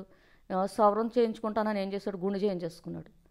ఈ కళ గురించి చెప్పాము, ప్రార్థనలో పెట్టేసుకున్నాం, ఊరుకున్నాం. ఇంకా సవరం చేయించుకుంటానని గుండు చేయించుకున్నాడు. గుండు చేయించుకున్నాక గుండు ఇప్పుడు చేయించుకుంటున్నాం ఏంట్రా, స్కూల్ తీస్తారు కదా, నెత్తి మీద మొడతారు మాస్టర్ అంటే నేనేమి వెళ్ళను కదా అన్నాడు. అలాగే అంటాడు అనుకున్నాను. అన్నాక ఇంకా జూన్ 1, 2004 ఆ రోజు వాళ్ళ చిన్నాన మా మరదలు నీళ్ళు పోసుకుందని సుడిదలు పట్టుకొచ్చాడు. సుడిదలు పట్టుకొస్తే వచ్చి కూర్చుంటే అమ్మ చిన్నాను కూడా వెళ్ళిపోతాను అన్నాడు. ఎండ కదా బయటకు వెళ్ళకంటే పడుకున్న పిల్లోళ్ళు వేసి అమ్మ చిన్నాను కూడా నేను కొమ్మర వెళ్తాను అన్నాడు. సరే తానం చెయ్యి అన్నాను. నేను చేసిన తప్పది, అబద్ధం వల్ల ఎంత ఇదని అనేదాడికి నిజంగా పంపుతామమ్మని గబగ పిలిచి స్నానం చేసి వచ్చాడు. సబ్బు రాసుకున్నావు అంటే ఇదిగో రాసుకున్నాను చూడన్నాడు. అన్నాక 2 జతల బట్టలు ఇవ్వమంటే పాత బట్టలు ఇస్తుంటే, అమ్మ పాత బట్టలు ఇస్తున్నావు ఏంటమ్మా అన్నాడు. స్కూల్ 5 రోజులకి తీస్తారు కదా, ఇంకా 4 రోజుల్లో స్కూలు, నేను ఎలా పంపుతాను అనుకున్నావు తేజ అన్నాను. ఇలా పెదిమిరుసుకుని వెళ్ళిపోయాడు. ఇంకా ఆడు కాదు కూడదని పేసి పెట్టలేదు. మా మరిదిగారు అక్కడే ఉన్నాడు, వెళ్ళలేదు, నేనేమనలేదు. వెళ్ళిపోయి ఇంట్లోకి వెళ్ళిపోయా. మా తమ్ముడు కలుపు మందు పొలాన్ని ఉంటే కొట్టేగా కొంచెం ఉంటే డబ్బా తెచ్చి ఇంట్లో పెట్టాడంట. ఆ పిల్లోడు వెళ్ళిపోయి తాగేస్తాడు. అసలు తాగుతాడని కూడా మేము ఊహించలేదు. నేను మా మరిదిగారితో మాట్లాడుతూ వ్యాపారం చూసుకుంటా అక్కడ మా తమ్ముడు కూర్చున్నాడు, మా చిన్నాన్నగారు అబ్బాయి కూర్చున్నాడు, వంట చేసుకుంటున్నాను. కొట్టు ముందుకు వచ్చి 4 ఇలా పీక్కుంటా మోసుకుంటా, అమ్మ నాకేమన్నా పెట్టవా కొంచెం అన్నాడు. ఏం గడ్డి తిన్నాలో ఉమ్ములు పోస్తున్నావు అని బెల్లం ముక్క తీసిచ్చాను. అది తీసుకెళ్ళిపోయాడు. మళ్ళీ కాసేపటికి వచ్చి మేము మాట్లాడుకుంటుంటా, అమ్మ కొంచెం అన్నం పెట్టవా అన్నాడు. మజ్జిగ అన్నం అంటే అసలు ఇష్టపడేవాడు కాదు. నేను అన్నాను కూర లేదు మరి వంట చేస్తున్నాను, పెరిగే ఉందన్నాను. అదే పెట్టేలే అన్నాడు. సర్లేని కొంచెం పెరుగు వేసి అన్నం పెట్టాను. అన్నం పెడితే నాకు నంజుకోవడానికి పెట్టవా అంటే ఓ మెటవండ తీసి ఇచ్చాను. అక్కడ కూర్చుని ఆ పిల్లోడు మేము మాట్లాడుతుంటే పిల్లోడిని ఏం పట్టించుకుంటలేదు. ఆడ అన్నం వదిలేసి వెళ్ళిపోయాడు, కొంచెం ఉమ్ములు అక్కడ పోసి వెళ్ళిపోయేటప్పటికి ఇదిగో పెట్టమన్నాడు, తినలేదని నాకు ఇంట్లో కట్టుకెళ్ళాను. నేను అన్న తినొచ్చేలా వదిలేస్తాడు అనుకున్నాను. ఈలోగా ఒక ఆవిడ పక్క ఆవిడ ఇదిగో మీ తేజ వాంతి చేసుకు పడిపోయాడు అన్న. ఇక గుండెలు జల్లుమనిపోయినాయి. మా తమ్ముడు కూడా అంత కితమనివాడు. మా అక్కని చిన్నప్పటి నుంచి బెదిరించేస్తున్నాడు మా తేజ, భయపడిపోతున్నాను. నిజమే, భయపడకపోతే ఏం చేయను, నాకు ఉన్నది ఒక్కడు అన్నాడు కనుక సరిపోయింది, చేస్తే ఏమైపోతాను అని భయపడతాను. అసలు అని కొడతాం తిడతాం కూడా లేదు. ఆడ మాట అన్నాక వాంతి చేసుకు పడిపోయాడు అనేటప్పటికి, తేజ ఊరికి వెళ్ళొద్దు అన్నానని ఏమన్నా చేసావా అంటున్నాను, కానీ ఆ మాట అంటే కూడా నోరు రావట్లేదు. ఎందుకు చేస్తాడు నా పిల్లడు, కొట్టలేదు కదా, నేను తిట్టలేదు కదా అనుకుంటున్నాను. మా తమ్ముడు వచ్చి అక్కడ పోసిన ఉమ్ముని వాసన చూసి అయ్యో కొంప ముంచేశాడు అని హాస్పిటల్కి తీసుకెళ్తుంటే ఇక కొబ్బరి నూనె అయిపోయబోతుంటే పళ్ళు కట్టికట్టేస్తాడు పిల్లోడు. అప్పటికే పళ్ళు అయి బిగబెట్టేస్తున్నాయి. ఇక అలా కాదని హాస్పిటల్కి బండి మీద తీసుకుపోతుంటే ట్రాఫిక్ వచ్చి అడ్డుపడిపోయి ఎలా పోతే హాస్పిటల్కి వెళ్ళినా ప్రయోజనం లేదు. ఆ పెట్టి కూడా చనిపోయాడు. కల్లో ఎలా అయితే చూపించారో అలా తీసుకొచ్చి ఆ కొట్టు పక్కన పొడికేయటం జరిగింది. అలా పొడికేసేదానికి ఇంకా తలకిందులైపోయింది బతుకు. ఇంకా ఎందుకు ఈ వ్యాపారం, ఎందుకు ఈ డబ్బు, ఎందుకు పొలంగా ఉందాం అనుకున్నా, నాకు ఆటి మీద వేసుకుంటాను, ఇవన్నీ ఆడి కోసం కాదు అని చాలా తలకిందులైపోయి నిజంగా వ్యాపార బిజీలో ఉండి ఆ బిడ్డ మనసు ఏంటో తెలుసుకోలేకపోయాను. ఆడ ఆలోచనలు ఎలా ఉంటున్నాయో ఆడికి ప్రేమ చూపించడానికి మాకు తెలియపోయింది. ఇంకా అలా చాలా బాధ పెట్టుకుని ఒక 4 సంవత్సరాలు ప్రార్థన చేయలేకపోయాను. ఆడు చనిపోయినప్పుడు అప్పుడు ఆలోచించాను, ఇప్పుడు నా పరిస్థితి ఏంటి అని ఆలోచించి అప్పుడు నేను చదివిన ఆ సంపూర్ణ రామాయణం అన్నీ గుర్తు చేసుకున్నాను. నిజమే, ఇప్పుడు నాకు కావాల్సింది ఎవరు నా బిడ్డను తీసుకురాలేరు, ఇంకా బిడ్డల్ని. ఇప్పుడు నా గమ్యం, గురి గమ్యం ఏంటి? ఈ లోకంలో నాకు ఏది అక్కర్లా. ఓ ధనమందు నాకు సంతోషం లేదు, ఓ బిల్డింగ్లందు నాకు సంతోషం లేదు, ఓ కార్ల మీద లేదు, బంగారం మీద లేదు, దేని మీద లేదు. నాకు నా బిడ్డల ఆనందం, వాళ్ళే ఈ లోకంలో లేరు. ఇప్పుడు నేను ఏం చేయాలి అని ఆలోచించుకుని అప్పుడు ఏది అసలు కరెక్ట్ అయింది అని ఆలోచించుకున్నప్పుడు నేను చదివిన సంపూర్ణ రామాయణం గురించి, మరి రాముడు దేవుడైతే వాలి సుగ్రీవుల కథ గురించి ఇవన్నీ కూడా నేను అరుదాసులో వస్తే వాళ్ళ దగ్గర కూడా కథలన్నీ తెలుసుకునేదాన్ని. నేను ఎన్నో కథలు నాకు అర్థం కాని అన్నీ తెలుసుకునేదాన్ని. ఆయన్ని తెలుసుకుని యోచించాను. కార్తీక పురాణాలు చదివినప్పుడు అన్నీ గుర్తుకొచ్చినాయి. ఏంటి శివరాత్రికి ఇలాగా, మరి శివరాత్రి చేస్తే ఎంత పాపమైన పోద్దా అని ఆ రోజు శివరాత్రి రోజుని మరి దొంగ కథ, అత్తా కోడలతో గులాడిన కథ, వాళ్ళు తిట్టుకున్న కథ అన్నీ గుర్తుకొచ్చినాయి. అసలు ఇలా పాపం పోద్దంటే ఎవరు కూడా పాపం మానక్కర్లేదే, ఏదోటి చేసేసుకుంటూ ఉండొచ్చు కదా, ఇది కరెక్ట్ కాదు కదా, నాకు ఎలా తెలియలేదు ఎన్నాళ్ళు అనుకున్నప్పుడు నేను ఆలోచించుకుని నేను యేసయ్యని విడిచిపెట్టను. పేతురు అన్నట్లుగా నిత్య జీవం గల మాటలు గలవడం నీవని తెలిసి ప్రభువా మేము ఎక్కడికి వెళ్తాం, నిజమైన దేవుడు నీవని తెలుసుకున్నాను ప్రభువా. నా మనసు ఇప్పుడైతే నేను ప్రార్థించలేకపోతున్నాను, నేను చర్చికి వెళ్ళలేకపోతున్నాను, ఇంట్లో చేసుకోలేకపోతున్నాను, తలకిందులైపోతుంది, బిడ్డ గుర్తుకొస్తున్నాడు, నన్ను నువ్వే కాపాడాలి అనేసుకుని ఈ రామాయణంలో విషయాలు, మరి విష్ణు పురాణంలో విషయాలు, అందులో కూడా మరి ఒక వ్యక్తి తన ఎరుకులామని చేసుకుని పెళ్లి చేసుకుని ఎరుకులామని తీసుకుని ఒక కొడుకు పుడితే నారాయణ అని పేరు పెట్టుకుంటాడు. నారాయణ అని పేరు పెట్టుకుంటే అంటే అతను చేసిన పాపం అతను భక్తుడే కాదు అసలు. అలా నారాయణ అని పేరు పెట్టుకుని నారాయణ నారాయణ అంటాం వల్ల అతని పాపాలు పోయినాయి అంటాం. అతడు అంతకు ముందేమో తల్లిని చేసుకుంటాడు, తర్వాత కూతురుని చేసుకుంటాడు. ఇవన్నీ కూడా నాకు గుర్తుకొచ్చినాయి. ఇంకా కార్తీక పురాణంలో కూడా ఎన్నో మాటలు, ఒక 2 వ్యక్తులు వ్యభిచారం చేస్తే గుడికి వెళ్ళి వెలుతురు కోసం చెంగు చింపి దీపారాధన వెలిగించినందుకు కూడా వాళ్ళకి మోక్షం వచ్చిందని ఇవన్నీ చెబుతుంటే నాకు చాలా అసహ్యంగా ఉండేది. అలా పాపం ఎందుకు పోద్ది అని ఈ కథలన్నీ గుర్తు తెచ్చుకుని, లేదు ప్రభు అన్నారు, మారు మనసు పొందితే పాపాలు కర్మ పాపాలు కడిగివేస్తాను, అక్కడి నుంచి నువ్వు నేను పరిశుద్ధుడైనలాగన మీరు పరిశుద్ధులైనమని చెప్పారు, ఇది కరెక్ట్ మార్గం. ప్రభు మన నుంచి ఏమీ అడగట్లేదు, మీరు పరిశుద్ధంగా ఉండమంటున్నారు అంతే. మన ఆస్తులు అడగట్లేదు, మనల్ని ఏదో చేయమంటలేదు, ఏ యాగాలు చేయమంటలేదు, ఏమీ చేయమంటలేదు, పరిశుద్ధతని ఆయన కోరుకుంటున్నారు అని ప్రభువా నా మనసు తిరిగినప్పుడు మళ్ళీ నిన్ను ఆరాధించుకుంటాను అనుకుని అలా 4 సంవత్సరాలు చాలా బాధ అనిపించి 10 మంది బయట చుట్టాలున్నా ఎవరున్నా బయటకు రాలేక అవమానంగా తలించి రాలేకపోయేదాన్ని. అలా హైదరాబాద్ వెళ్ళిపోవటం, ఓ బిడ్డను పెంచుకుంటాక తెచ్చుకుందాం అనుకున్నాను. అక్కడ కూడా అన్నారు 2 బిడ్డలు చనిపోయారంటే ఎవరన్నారు, డైవర్స్ తీసుకోకపోతే మరి విడాకులు చూపించకపోయినా ఎవరన్నారు. ఇక అలాగా చాలా బాధపడి హైదరాబాద్లో ఉన్నప్పుడు 4 సంవత్సరాలు మానేసింది నేను వెళ్ళిన అందరూ కల్వర్ టెంపుల్ కానీ వెళ్తున్నారంటే వెళ్ళిన తర్వాత మళ్ళీ ఉజ్జీవింపబడ్డాను. అప్పటి వరకు ఆదివారాలు కూడా వెళ్తలేదు, ఇంటి దగ్గర ప్రార్థన చేసుకోవట్లేదు. మళ్ళీ ఉజ్జీవింపబడి నేను కాలనీలో ఉన్న చర్చికి వెళ్ళటం, వాక్యం వినటం, మళ్ళీ దేవుడు నన్ను మనసు తిప్పుకున్నారు. అప్పుడు నాకు అనిపించింది, నా 2 బిడ్డల పేరున చర్చీలకు మరి నాకు పెద్ద ఆస్తి ఉందని కాదు, చర్చీలో అయితే బిడ్డ కోసమని నేను ఎంతో కష్టపడుకున్నాను. చర్చీలో అయితే కడతారు, ఎక్కడైనా 2 చోట్ల స్థలం కొని స్థలం ఇస్తే ఆ స్థలంలో అనేక ఆత్మలు రక్షింపబడతాయి. అలా రక్షింపబడినప్పుడు నాకు ఆ సంతోషం ఉంటుంది, బిడ్డల పేరున స్థలం ఇస్తానని అనుకున్నాను. ఈ విషయం అమ్మకి చెప్పాను.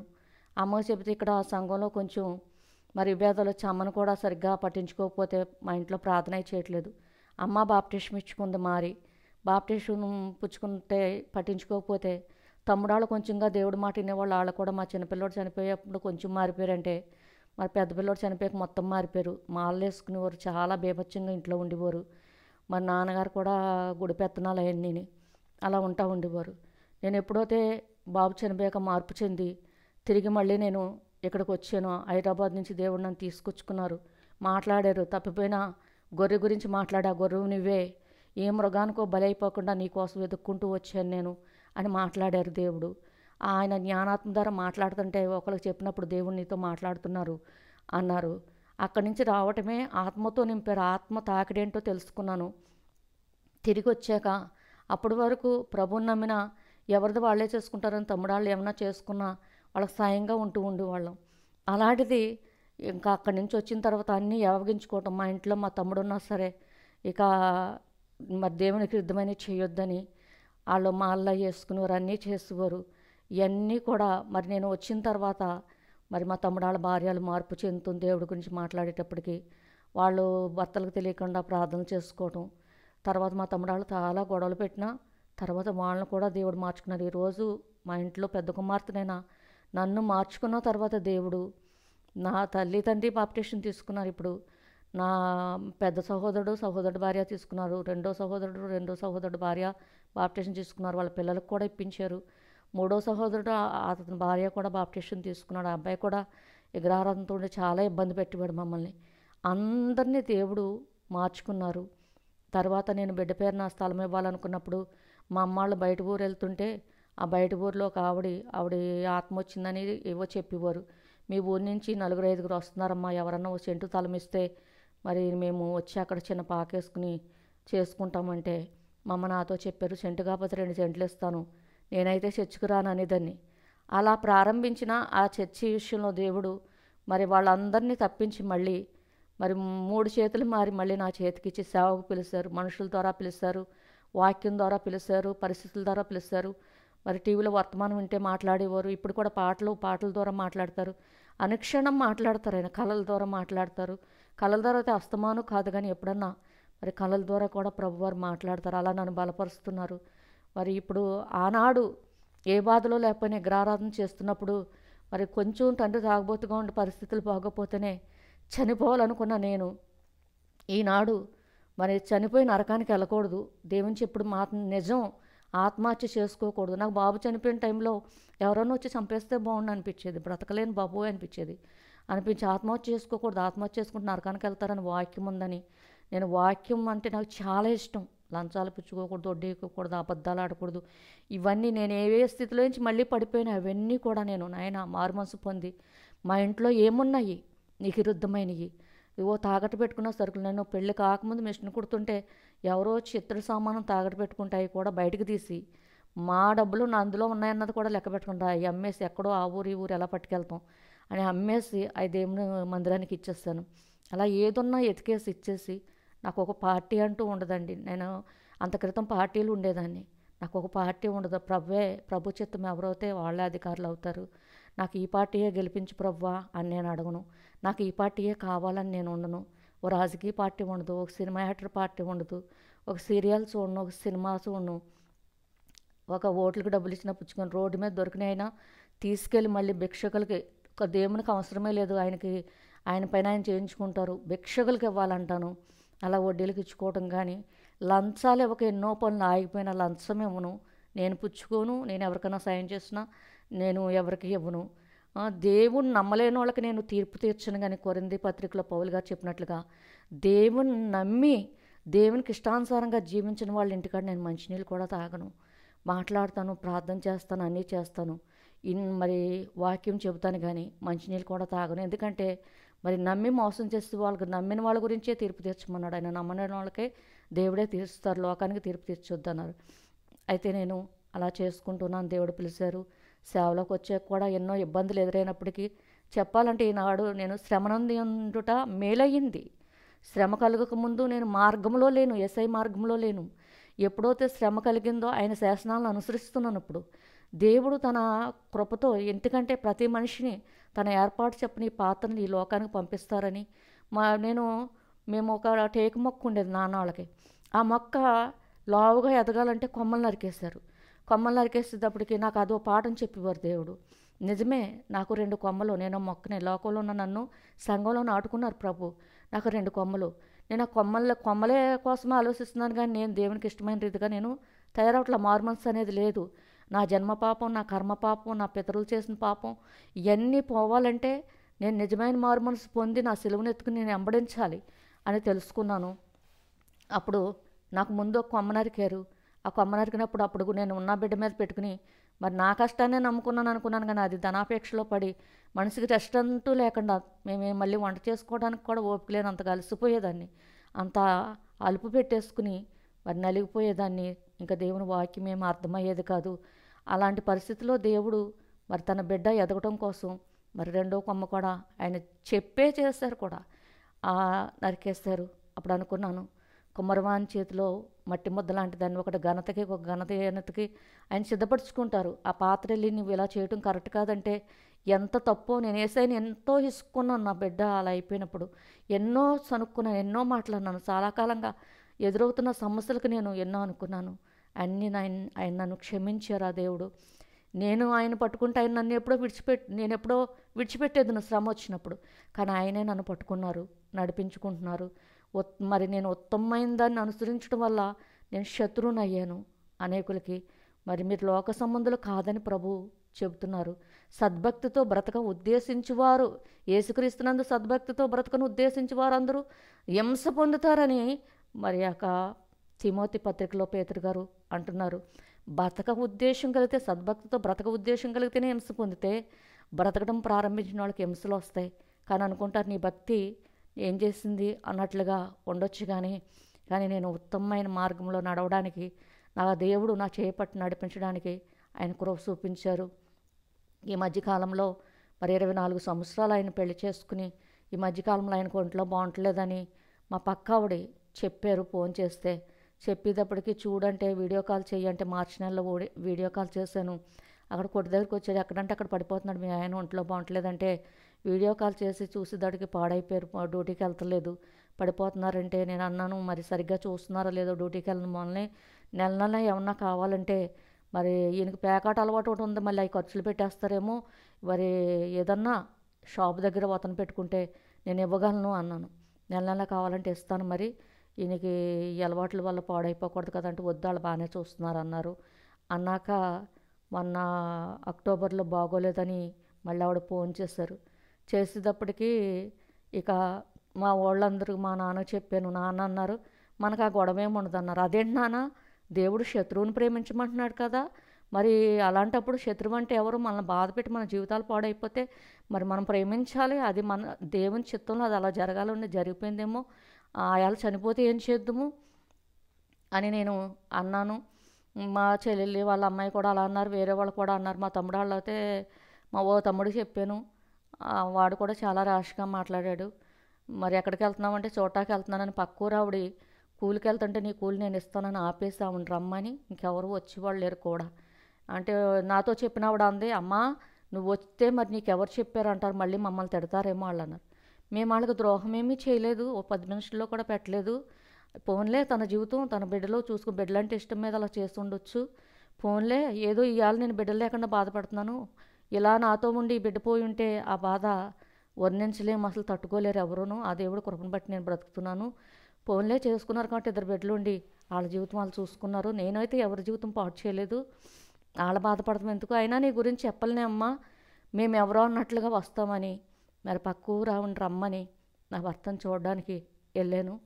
వెళ్ళేటప్పటికి ఆయన మంచం మీద ఉండి మాట కూడా లేదు, సూప్ కూడా పరాకు సూపుగా ఉన్నారు. వండేదాడికి ఆ గుమ్మాలోకి వెళ్ళేదాడికి మరి రెండోసారి చేసుకున్న ఆ భార్యకి 2 అబ్బాయిలు. అయితే ఆ చేసుకున్నవాడి చెల్లెలు ఉంది అక్కడ. అమ్మ సత్యబాబు గారు ఇల్లుదే అని అడిగాము. అడిగేదాడికి నేనే మాట్లాడాను, మాస్క్ పెట్టుకున్నాను. వాళ్ళకి తెలియదు కాబట్టి వెళ్తే ఇదే అన్నారు, ఒంట్లో బాగుంటలేదని తెలిసి వచ్చామమ్మా అన్నాను. ఎక్కడి నుంచి అంటే గుడుమ దగ్గర అన్నా. అప్పటికల్లా కొంచెం డౌట్ వచ్చిందంట. అయినా సరే వెళ్ళి మరి ప్రార్థన చేయొచ్చా అమ్మా అని అడిగాం. మేము చేసుకుంటామండి అన్నారు. ఎందుకంటే ఈయనైతే చేసుకోవట్లేదు, ఆ చేసుకున్న ఆవిడాల్లో చేసుకుంటలేదు పూజలే వాళ్ళు. వెళ్ళాను. వెళ్ళేటప్పటికి ఇంకా ప్రార్థన చేశాను. సిలుగు తేచ్చమ్మా అని అడిగాను, వేయండి అన్నారు, వేసాను. చేతి మీద తట్టి ఇంకా మరి వాళ్ళకి తెలియకూడదు కాబట్టి సత్యబాబు గారు అని కేకేస్తాను, పలకలేదు. 2-3 కేకలేసాను. అలా చూసి వచ్చేసేసరికి ఈలోగా రెండో ఆవిడ చేసుకున్న ఆవిడ వచ్చింది. వచ్చి ఆవిడ టీ తాగండి భోంచేసి వెళ్దురు కానీ ఏ ఊరు చెప్పండి అలా అన్నారు. నేను అక్కడ బస్ స్టాప్కి వచ్చేసినప్పటికి నా కోసం వస్తే నీ పేరేంటమ్మా అన్నాను. కుమారి అంది. సరే అమ్మ నాకు కాలుకు బాగుంటలేదు, నువ్వు వెళ్ళిపోమ్మ వాళ్ళని పంపుతానని కూడా వచ్చిన వాళ్ళని పంపించాను. పంపించాక వాళ్ళతో మీరు ఎవరో చెప్పండి చెప్పండి మీరెంత నేనెంత అని వాళ్ళకి అనుమానం వచ్చి అడిగారంట. నా దగ్గర అయితే వాళ్ళ చెల్లెలు ఫోన్ నెంబర్ తీసుకుంది. మీరు పాస్టర్ అమ్మ అన్నారు, మీకు చర్చ్ ఉందా అన్నారు. అవునన్నాను. వాళ్ళకి అప్పటికి సగం వరకు డౌట్ వచ్చినా ఎటు మాట్లాడలేకపోయి ఇంక నెంబర్ తీసుకున్నారు. నెంబర్ తీసుకున్నాక వచ్చేసాక మరి నేను ఫోన్ చేసిన ఆవిడకి కనబడి వచ్చేసాను. ఆవిడని అడిగారంట, ఎవరో వచ్చారు చూసి వెళ్ళారంటే ఇంకెవరు ముందు భార్య మీ అక్క వచ్చిన ఆవిడ అన్నారంట. అంటే వాళ్ళు ఫోన్ చేశారు ఏమంటారు ఆవిడని. ఏమనడానికి అన్నీ మరి దేవుడి చిత్త ప్రకారమే అన్నీ జరుగుతాయి. ఆయన చిత్తం లేనిదే మరణం రాదు, ఆయన చిత్తం లేనిదే జీవం రాదు, ఆయన చిత్తం లేనిదే కష్టము రాదు, ఆయన చిత్తం లేనిదే సుఖము రాదు. నేను తెలుసుకున్నంతవరకు నేను వాళ్ళ కోసం ప్రార్థన రోజు చేస్తున్నాను. నేను పాస్టర్ అయ్యాక ఆయన కోసం, ఆయన చేసుకున్న రెండో భార్య కోసం, ఆ భార్య వాళ్ళ కలిగిన ఇద్దరు బిడ్డల కోసం నేను డైలీ ప్రార్థన చేస్తాను. నాకు కక్ష లేదు, అలా అని వెళ్ళిపోవాలన్నంత ప్రేమ లేదు. అలా దేవుడు మనసుని అలాగా రాయి చేసేస్తారు. నిజంగా ఎవరన్నా అయితే నువ్వు ఉండలేరు, నువ్వు చాలా గ్రేటు అని కొంతమంది అంటారు. నేను ఒక విధంగా చెప్పాలంటే ఒకప్పుడు నేను బిడ్డ పోయినప్పుడు చనిపోయినా నేను నరకానికి వెళ్దును, నేను అన్నిరాలుగా ఉన్నప్పుడు చనిపోయినా నేను నరకానికి వెళ్దును. ఇప్పుడు ఇలా శమనందడం నాకు మేలయ్యింది. అయితే ఇప్పుడు నేను తెలుసుకున్నది ఏంటంటే దేవుడి గురించి ఆ పరలోకం చేరాలంటే ముందు మన యొక్క పాపాలు కడుక్కొని ఆయన చిత్తంలో సాగిపోవాలి. నేను ఆయన కోసం ఈరోజు అనేది నాకు లేదు. ఎలా తట్టుకున్నామంటారు, తట్టుకోవడానికి ఆయన ఆత్మశక్తిని ఇస్తారు. ఏ మనిషికైనా బాధ ఉంటుందండి, ఏ మనసుకైనా బాధే. తట్టుకోవటం ఎవరి వల్ల కాదు. బిడ్డలు పోవటం అంటే బాధ లేకుండా ఎవ్వరు ఉండరు. ఇప్పుడైనా గుర్తుకొచ్చిన ప్రతిసారి బాధ అనిపిస్తుంది. మళ్ళీ వెంటనే ప్రభుని గుర్తు చేసుకుని ప్రభువా ఇలాగోతే నేను బలహీనం అయిపోతున్నాను ప్రభువా అని మళ్ళీ ఆయన తలుసుకుని నేను ప్రార్థించుకుంటూ ఉంటాను. మరియా తల్లికి దగ్గరికి మరి దేవుని ఆత్మాభిషేకం ఆవిడ మీదకి వచ్చింది కాబట్టి ఆవిడ ఎంతో పవిత్రంగా బతికిన ఎన్నో అవమానాలు భరించింది. ఆవిడ యేసయ్య గర్భంలో ఉన్నప్పుడు ఎన్నో అవమానాలు, కానీ ఆవిడ ఎప్పుడు బాధపడలేదు. ఎందుకంటే ఆవిడ నా రక్షకుడైన నా దేవుని యందు నా ఆత్మ సంతోషిస్తుంది అంది ఆవిడ. ఎందుకు ఆ మాట చెప్పగలిగింది ఆవిడంటే ఆవిడ కృప ఆవరించింది. అలాగే మారు మనసు పొంది దేవుని ఆత్మను పొందుకున్న ప్రతి ఒక్కళ్ళు కూడా ఆయన కృపలో నడిపింపబడతారు. ఆ కృప ఆవరిస్తుంది. అనేకులు తిడితే మాకు బాధ కలుగుద్ది, ఎందుకు సహించుకోగలుగుతున్నాము అంటే కృప. దేవుడు ఏ ఒక్క పాపి నశించడం ఆయన చిత్తము కాదు, నశించుచున్న దాన్ని ఎదుగు రక్షించడానికి లోకానికి వచ్చాడు ఆయన. అందుకే ప్రతి ఒక్కళ్ళు రక్షింపబడాలన్న ఆలోచనతోటే అవి సహించడం. పౌరుషం లేక కాదు, కోపం లేక కాదు, ఆయన్ని చంపుకోవటం. ఎందుకంటే దేవుని ప్రేమ మమ్మల్ని బంధిస్తుంది, ఆయన కృప మమ్మల్ని ఆవరిస్తుంది. ఆ మరియ తల్లి ఎలా తట్టుకుందో అలాగా ఆయన కృపనన్ను ఆవరించి మనం మార్చిన 2 సంవత్సరాల క్రితం నేను బండి మేంచి పడిపోతే బొటకనేలు ఇరిగిపోయింది, గోరు బద్దలైపోయింది, ఒక ఏళ్ళు క్రాక్ ఇచ్చేసింది. సన్నిధికి వెళ్ళాను, ఏడ్చాను. మందిరంలో పరిచర్లో కూడా ఎన్నో శ్రమలు అయ్యేటప్పటికి ఆయన వాళ్ళే శత్రువులు. ఇస్కరేతు యోధ ఎలా అయితే ప్రభువుని మరి విడిచి వెళ్ళిపోయాడు, అలా ఇడిచి వెళ్ళిపోయిన వాళ్ళు అనేక మంది ఉన్నారు. సొంత సహోదరుల వల్ల మరి కుటుంబీకుల వల్ల నేను ఎన్నో కష్టాలు ఎదుర్కొంటున్నాను. నామకార్థ క్రైస్తవుల వల్ల మరి నామకార్థ సేవకుల వల్ల కూడా ఎదుర్కొన్నాను. మరి చేతి వేళ్ళు అన్నీ ఒకలాగా ఎలా ఉండవో భక్తి జీవితం ఇప్పుడు అన్యుల్లో ఎవరన్నా తప్పు చేస్తే అన్యులందరిదే తప్పు అంటానికి సరిపోము. క్రైస్తవుల్లో ఎవరన్నా తప్పు చేస్తే అందరిదే తప్పు అంటాక మనం సరిపోము. లేకపోతే భక్తుడు తప్పు చేస్తే దేవుడు తప్పు అంటాక మనం సరిపోము. ఎవరు తప్పు వాళ్ళ వరకే పరిమితం. అయితే ప్రభునందు ప్రియమైన సహోదరుడా, నేను సత్యాన్ని తెలుసుకున్నాను. ఇప్పుడు అనేక ఆత్మల రక్షణార్థమే నేను విజ్ఞాపన పరిచర్య చేస్తున్నాను. అక్కడ కైలాస మహర్షి సాధు సుందర్ సింగ్ గారు వెళ్ళేటప్పటికి 300 సంవత్సరాల నుంచి అక్కడ హిమాలయాల్లో ఉన్నారని, ఆ డిబేట్కి వెళ్ళినప్పుడు చూశానని, కొత్త నిబంధన ఆయన చేతిలో ఉందని చెప్పారు. ఆయన అక్కడ ఉండి ఈ ప్రపంచం కోసం విజ్ఞాపన పరిచర్య చేస్తున్నారని చెప్పారు. ఆ పుస్తకం చదివినప్పుడు నిజమే, ఒక నీతిమంతుడు ఉంటే దేశాన్ని రక్షిస్తానన్నాడు ఆయన. బద్దలైన సందులో నిలబడేవాళ్ళు ఒకళ్ళు కావాలన్నారు. ఏ మనిషి నిష్ప్రయోజనమైన వాళ్ళు అని అనుకోకూడదు. మాకేదో కలిసి వస్తే అనేక ఆత్మల రక్షణాత్మే మేము ప్రార్థించలేం కదా, అనేకల క్షేమం కోరి ఉపవాసం ఉండలేము, కన్నీరు పెట్టలేం. 22 రోజులు ఉపవాసం ఉంచుకున్నారు ప్రభు. కేవలం మజ్జిగ నిమ్మరసం తాగి నెలకు 3 రోజులు మౌనంగా ఉంటాం, 3 రోజులు ఉపవాసం ఉంటాం, మంచినీళ్ళు తాగకుండా అలా ఒకసారి వారం రోజులు ఉంటాం, తర్వాత బలహీనత వచ్చాక తగ్గించేస్తాను. దేవుడు ఎంతగానో ఈరోజు మా పుట్టింట్లో అందరూ మార్పు చెందారు.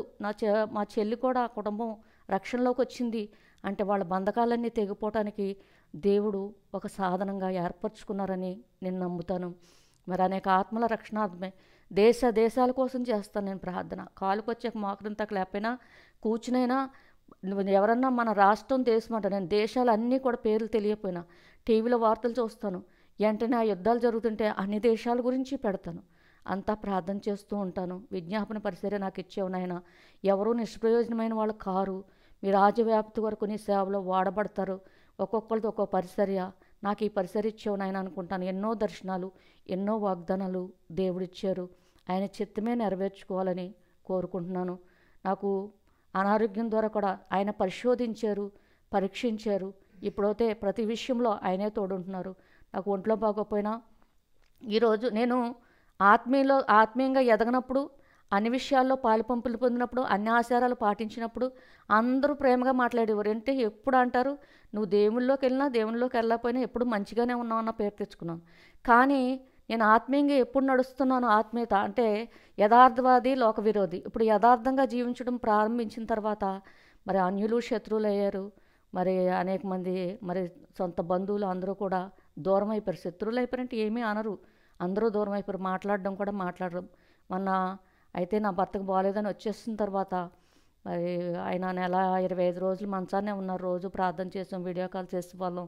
చేయమని ఎవరు అక్క వాళ్ళు మాట్లాడారు ఫోన్ చేసి, అక్క రా అక్క, మళ్ళీ తెలియలేదు అక్క, లేకపోతే నేను నెలనివ్వపోదాం అక్క అని అడిగారు. నువ్వు ఎంత మంచిదాని అక్క, మా ఆయన గారు చేసుకున్న రెండో భార్య చెల్లెలు అంటుంది, నిన్ను నేను పెంచుకుంటానక్క, వచ్చే అక్క అంది. అంటే అమ్మ దూరంగా ఉంటే అలా అనిపిస్తే, దగ్గరికి వస్తే మరి నా మనస్తత్వం నేనేంటంటే ఏ పాపమో ఏ శాపమో నన్ను వెంటాడింది. మరి నా పితరులు చేసిన పాపమో నా తల్లిదండ్రులు చేసిన పాపమో నన్ను వెంటాడింది. కాబట్టి నా జన్మకర్మ పాపాలకి నేను ఇలా వెంటాడి ఉండొచ్చు. నేను వీలైనంత వరకు మేలే చేయాలి కానీ ఎవరికి కీడు చేయకూడదు అనే నేను నిర్ణయం కలిగి మరి ఉన్నంతట్లోనే దాతృత్వం కలిగి మంచి చేయాలనుకోవటం మా బంధువులకు నచ్చట్లేదు. ఈయన చనిపోయారని వచ్చింది, ఫోన్ చేశారు, రాత్రికాడ చెప్పారు పాపం వాళ్ళు. చెబితే అమ్మ అప్పటికి మా వాళ్ళకి మైలు వచ్చింది. ఇంకేమీ అనకుండా మైలు కదమ్మా వీళ్ళకి అన్నారు. అక్క నువ్వు రా మేము చూసుకుంటాం అన్నారు. వాళ్ళు ఏమో దేవుని నమ్ముకోలేదు, అన్నేస్తారు వాళ్ళు. వెళ్ళి చూసి వచ్చేద్దాం అనుకున్నాను, కానీ నాకు జత వచ్చే వాళ్ళు కూడా లేరు. ఈరోజు భర్త చనిపోయాడంటే మరి నేను చేసిన పాపం ఉంటే వాళ్ళు చెప్పొచ్చు. ఒక్కళ్ళు ఎవరు కూడా ఏంటి మీ ఆయన నేను ఇక్కడ కృతజ్ఞత కూడిక వాళ్ళకంటే ముందు వాళ్ళ పెద్ద కార్యం పెట్టుకున్నారు, చిన్న కార్యమును చెప్పారు ఎప్పటికప్పుడు. నేను ఒక ఆదరణ కూడిక, చనిపోయిన వాళ్ళని ఆదరించవలసింది ఏమీ లేదమ్మా, ఆదరణ అంటూ బతుకున్న వాళ్ళకే కదమ్మా అని ఒక కూడిక పెట్టుకున్నాను. నేను ఒక 8వ రోజున ఆ రోజు పెట్టేసుకుని మరి మన సేవకులను అయితే మనకి ఎందుకమ్మా అన్నారు. అదేమీ కాదండి, శత్రువుని ప్రేమించమన్నారు. మా బాబు పోయినప్పుడు అన్నారు పెళ్లి చేసేసుకోమని మా వాళ్ళు అన్నారు. నేను బైబిల్ గ్రంథంలో నాకు ఇష్టమైన వాక్యం, భర్త బతికొండగా భార్య భద్రాలే, భార్య బతికొండ భర్త బద్ధుడే. బైబిల్ అంటే నాకు చాలా ఇష్టం. ప్రభు చెప్పిన మాటలు కుటుంబాలు కట్టేవయ్యి, విచ్ఛిన్నమైపోతున్న కుటుంబాలన్నీ కట్టబడతాయని మాటింటే. అలా ఒకవేళ వ్యభిచారం నిమిత్తం తప్ప నీ భార్యని ఎడబాయొద్దు, నీ భర్తని ఎడబాయొద్దు అన్న మాట నాకు చాలా, వాక్యం అంతా అవగాహన లేకపోయినా ఒక్క మాట, ఆత్మహత్య చేసుకుంటే నరకానికి వెళ్తారని, ఈ వడ్డీలకు ఇచ్చుకోకూడదని, ఇలాంటివి మాత్రం మెయిన్ పాయింట్లు నాకు చాలా ఇష్టం అన్నమాట. అయ్యేటప్పటికి అప్పుడు ఆ వాక్యం నన్ను బ్రతికించింది. నిజమే, జీవితం ఒకసారి బాగున్నప్పుడు మళ్ళీ బాగోవద్దన్న ఆలోచనలు మనకు ఉండకూడదు. మనం దేని గురించి ఆలోచిస్తాం అదే మనల్ని లోబర్చుకుంటుంది. మన ఆలోచన విధానం బట్టే మన జీవితం ఉంటుంది. నేను ఎప్పుడు ప్రభు కోసం ఆలోచించుకుంటాను, ఆయన వాక్యం కోసం ఆలోచించుకుంటాను. ఎప్పుడు ఆయన మహిమ తలంపులతో నింపి నడిపిస్తూ ఉంటారు. పెళ్లి చేసుకోవచ్చు కదా నా దగ్గర అంటాకి జడిసారు. మా వాళ్ళు అన్నారు, ఎన్నాళ్ళు మీరు ఉంటారు ఇలాగనే అన్నారు ఒకళ్ళు అని చెప్పారు. చెప్పేటప్పటికి సిద్ధాంత్ గారు కూడా అన్నారు, అమ్మాయికి వివాహం అవుద్ది, కొన్ని అవమానాలు జరుగుతాయి, మళ్ళీ వివాహం అయిపోద్ది అన్నారు. ఆ మాట అనగానే ఏడ్చేస్తే అయ్య బాబో ఇలా మా బిడ్డ చనిపోవటం ఏంటి, ఏళ్ళు ఇలా చెప్పటం ఏంటి, అసలు నాకు వివాహం అవ్వటం వల్ల నా బిడ్డ చచ్చిపోవటం అంటే అవ్వాల నుండి అవమానాలు ఏంటని మా వాళ్ళు అనేదాన్ని, నాకు కాపలా ఉండండి అనేదాన్ని. అవమానాలు అన్నారని భయం వేసి తర్వాత ఆ సిద్ధాంత్ గారిని రోజు అడిగి, అయ్యా మీరు చేయి చూపించమంటే నేను చూపించలేదు, ఎందుకో తెలుసా, చూపించొద్దన్నారు కదా అని ఎవరో చెప్పారని కదా అబద్ధం ఆడాను నేను. ఇప్పుడు నిజం చెబుతున్నాను, నేను యేసుప్రభుని నమ్ముకున్నాను, నేను చేయి చూపించను. మా నాన్నగారికి చెప్పి మర్చిపోతున్నారని కూడా రమ్మంటే వచ్చాను. మీరేంటి నా గురించి ఇలా అన్నారంట, నాకు మళ్ళీ వివాహం వద్దు, అవమానాలు అవుతాయని. అంటే చేసుకుంటే తప్పేముందమ్మా నేను అన్నాను. లేదండి, నేను దేవుడు అంటే నాకు చాలా ఇష్టం. ఏదన్నా పాపం చేస్తే చెప్పండి, ఇలా బతికి కన్నా చేసుకుంటే నయం కదా అని అన్నాను. మా పెద్దవాళ్ళు అడిగినప్పుడు అదే అన్నాను. ఇలా పాపిష్టి బతికే బదులు చేసుకోరాదా అని ఎవరైనా నన్ను అనండి. అలా పాపం చేస్తే ఆ అధికారం అందరికీ ఇస్తాను. నేను దేవుడు అని దేవుడితో ఉన్నప్పుడు నిజంగా కొలిమిలో కాలుతున్న బంగారానికి మురికి ఎలా పట్టదో, నిత్యము ఈ యొక్క బాధల్లో కొలిమిలో కొలిమిలో పరీక్షింపబడుతున్న నాకు మురికి పట్టదు, పాపం రాదు నా దగ్గరికి, ఉన్న మురికి పోద్ది. అయితే అలా అన్నప్పుడు ఇంకెవరో ఆ విషయం మాట్లాడడం మానేసేసారు. నిజమే, భర్త బ్రతకుండగా భద్రాలే, దూరంగా ఉన్నవా ఎక్కడో నా కోర్టు డైవర్స్ ఇచ్చినా కూడా అవి కరెక్ట్ కాదది. దేవుడి మాట పాటించాలి. ప్రభు అంతకే అన్నారు, మనస్సు నిలకపోతే అది పెళ్లి కాని వాళ్ళకి చెప్పారు. ఈ విషయంలో మాత్రం నువ్వు విడుదల కోరవద్దు, విడిచిపెడితే ఏం చేయమన్నారంటే మరో వివాహం చేసుకోకు, చేసుకుంటే వ్యభిచారంతో సమానం అన్నారు. మరొక వివాహం అని లోకం అనుకుంటుంది కానీ అది వ్యభిచారం అని ప్రభువు చెప్పారు. అలాంటిది వ్యభిచారం ఇంకెంత వ్యభిచారం అని చెప్పారు. ఆ మాట నాకు చాలా ఇష్టం. అప్పుడు లేదంటే రాజీ పడిపో, నేను ఇలా ఒంటరిగా బతకలేను అనుకుంటే సహించు, ప్రభు నేను క్షమిస్తున్నాడు కాబట్టి వాళ్ళ తప్పులకు సహించి వాళ్ళని క్షమించి వాళ్ళతో కలిసి ఉండన్నారు. ఆయన చక్కని మాటలు ఆయన చెప్పారు. అయితే ఆయనకు ఆ వాక్యమే, నీ వాక్యమే నన్ను బ్రతికించింది, నా బాధల్లో నెమ్మదినిచ్చింది అని. ఏం చనిపోయారు అన్నప్పుడు మరి ఎవరు కూడా, మా తమ్ముడు వాళ్ళకి నాకు ఇచ్చిన పొలం తర్వాత అమ్ముకోవడం ఇష్టం లేదు, మా ఇల్లు పాడైంది, నేను ఆ కొట్టు రూపంగా సంపాదించుకున్న డబ్బులతో ఒక స్థలం కొనుక్కుని తాటాకీలు పెట్టుకుని ఇంకెన్నాళ్ళు బతుకుతాను, పెట్టి చీకటి గిడ్డ ఎలా బాగున్నట్టే ఉండి ఇడిపోద్దో, నేను కూడా అంతే, ఏదో రోజు చచ్చిపోతాను, ఈ బెంగతో నేనేం బతకను, నా బిడ్డలు లేరు కదా అనుకునేదాన్ని. నాకు అన్ని బాధల కన్నా బిడ్డల విషయంలో చాలా కుంగిపోయాను. వయసు పెరుగుతున్న కొద్దీ కొంచెం బిడ్డల గురించి బాధ కలుగుతుంది. అయినా ప్రభువే తన వాక్కుల ద్వారా ఆదరిస్తున్నారు, ఆయన అనుక్షణం తోడుంటున్నారు. ఆయన తోడు లేకపోతే నేను బ్రతుకుండేదాన్ని కాదు. ఆయన అనుక్షణం కాపాడుతున్నారు. మా తమ్ముళ్ళకి పొలం అమ్ముకోవడానికి ఇష్టం లేదు, తర్వాత 25 సెంట్లు అమ్ముకోవచ్చు కదా అన్నారు. నేను చాలా ఇబ్బందులు పడుతుంటే ఎవరూ సహాయం చేయలేదు. పొలం మీద పంటతో నేను బ్రతకలేకపోయేదాన్ని, సరిపోయి కదా వ్యాపారం మానేసాక చాలా ఇబ్బందులు. ఒక టీ తాగడానికి కూడా పాలు కొనుక్కోవాలి, పందాలు కొనుక్కోవాలని ఇబ్బందులు పడిన రోజులు, టిఫిన్ కొనుక్కోకుండా, కూర వండుకోకుండా. కరోనా వచ్చే టైం నాటికి నేను చాలా కరువు అనిపిస్తున్నాను. అప్పుడు గట్టిగా పట్టట్టి మా వాళ్ళ మీద, ఆ పొలానికి వెళ్తానికి దారి లేదు, పట్టట్టాను. నా బిడ్డలు చనిపోయారు, జీవితం ఇలా అయిపోయింది, ఇంకెందుకు నాకు ఆటి మీద వేసుకోవడానికి, ఆ పంట సరిపోవట్లేదు, పొలం నేను బ్యాంకులో పెట్టేస్తాను, నేను బయట అప్పులు చేయను, అప్పు ఇచ్చిన వాళ్ళకి అప్పు తీసుకున్నవాడు దాసుడు అన్నారని ఒకసారి హెల్త్ బాగోపోయినా సరే డబ్బులు లేకపోయినా అలా ఉండిపోయాను.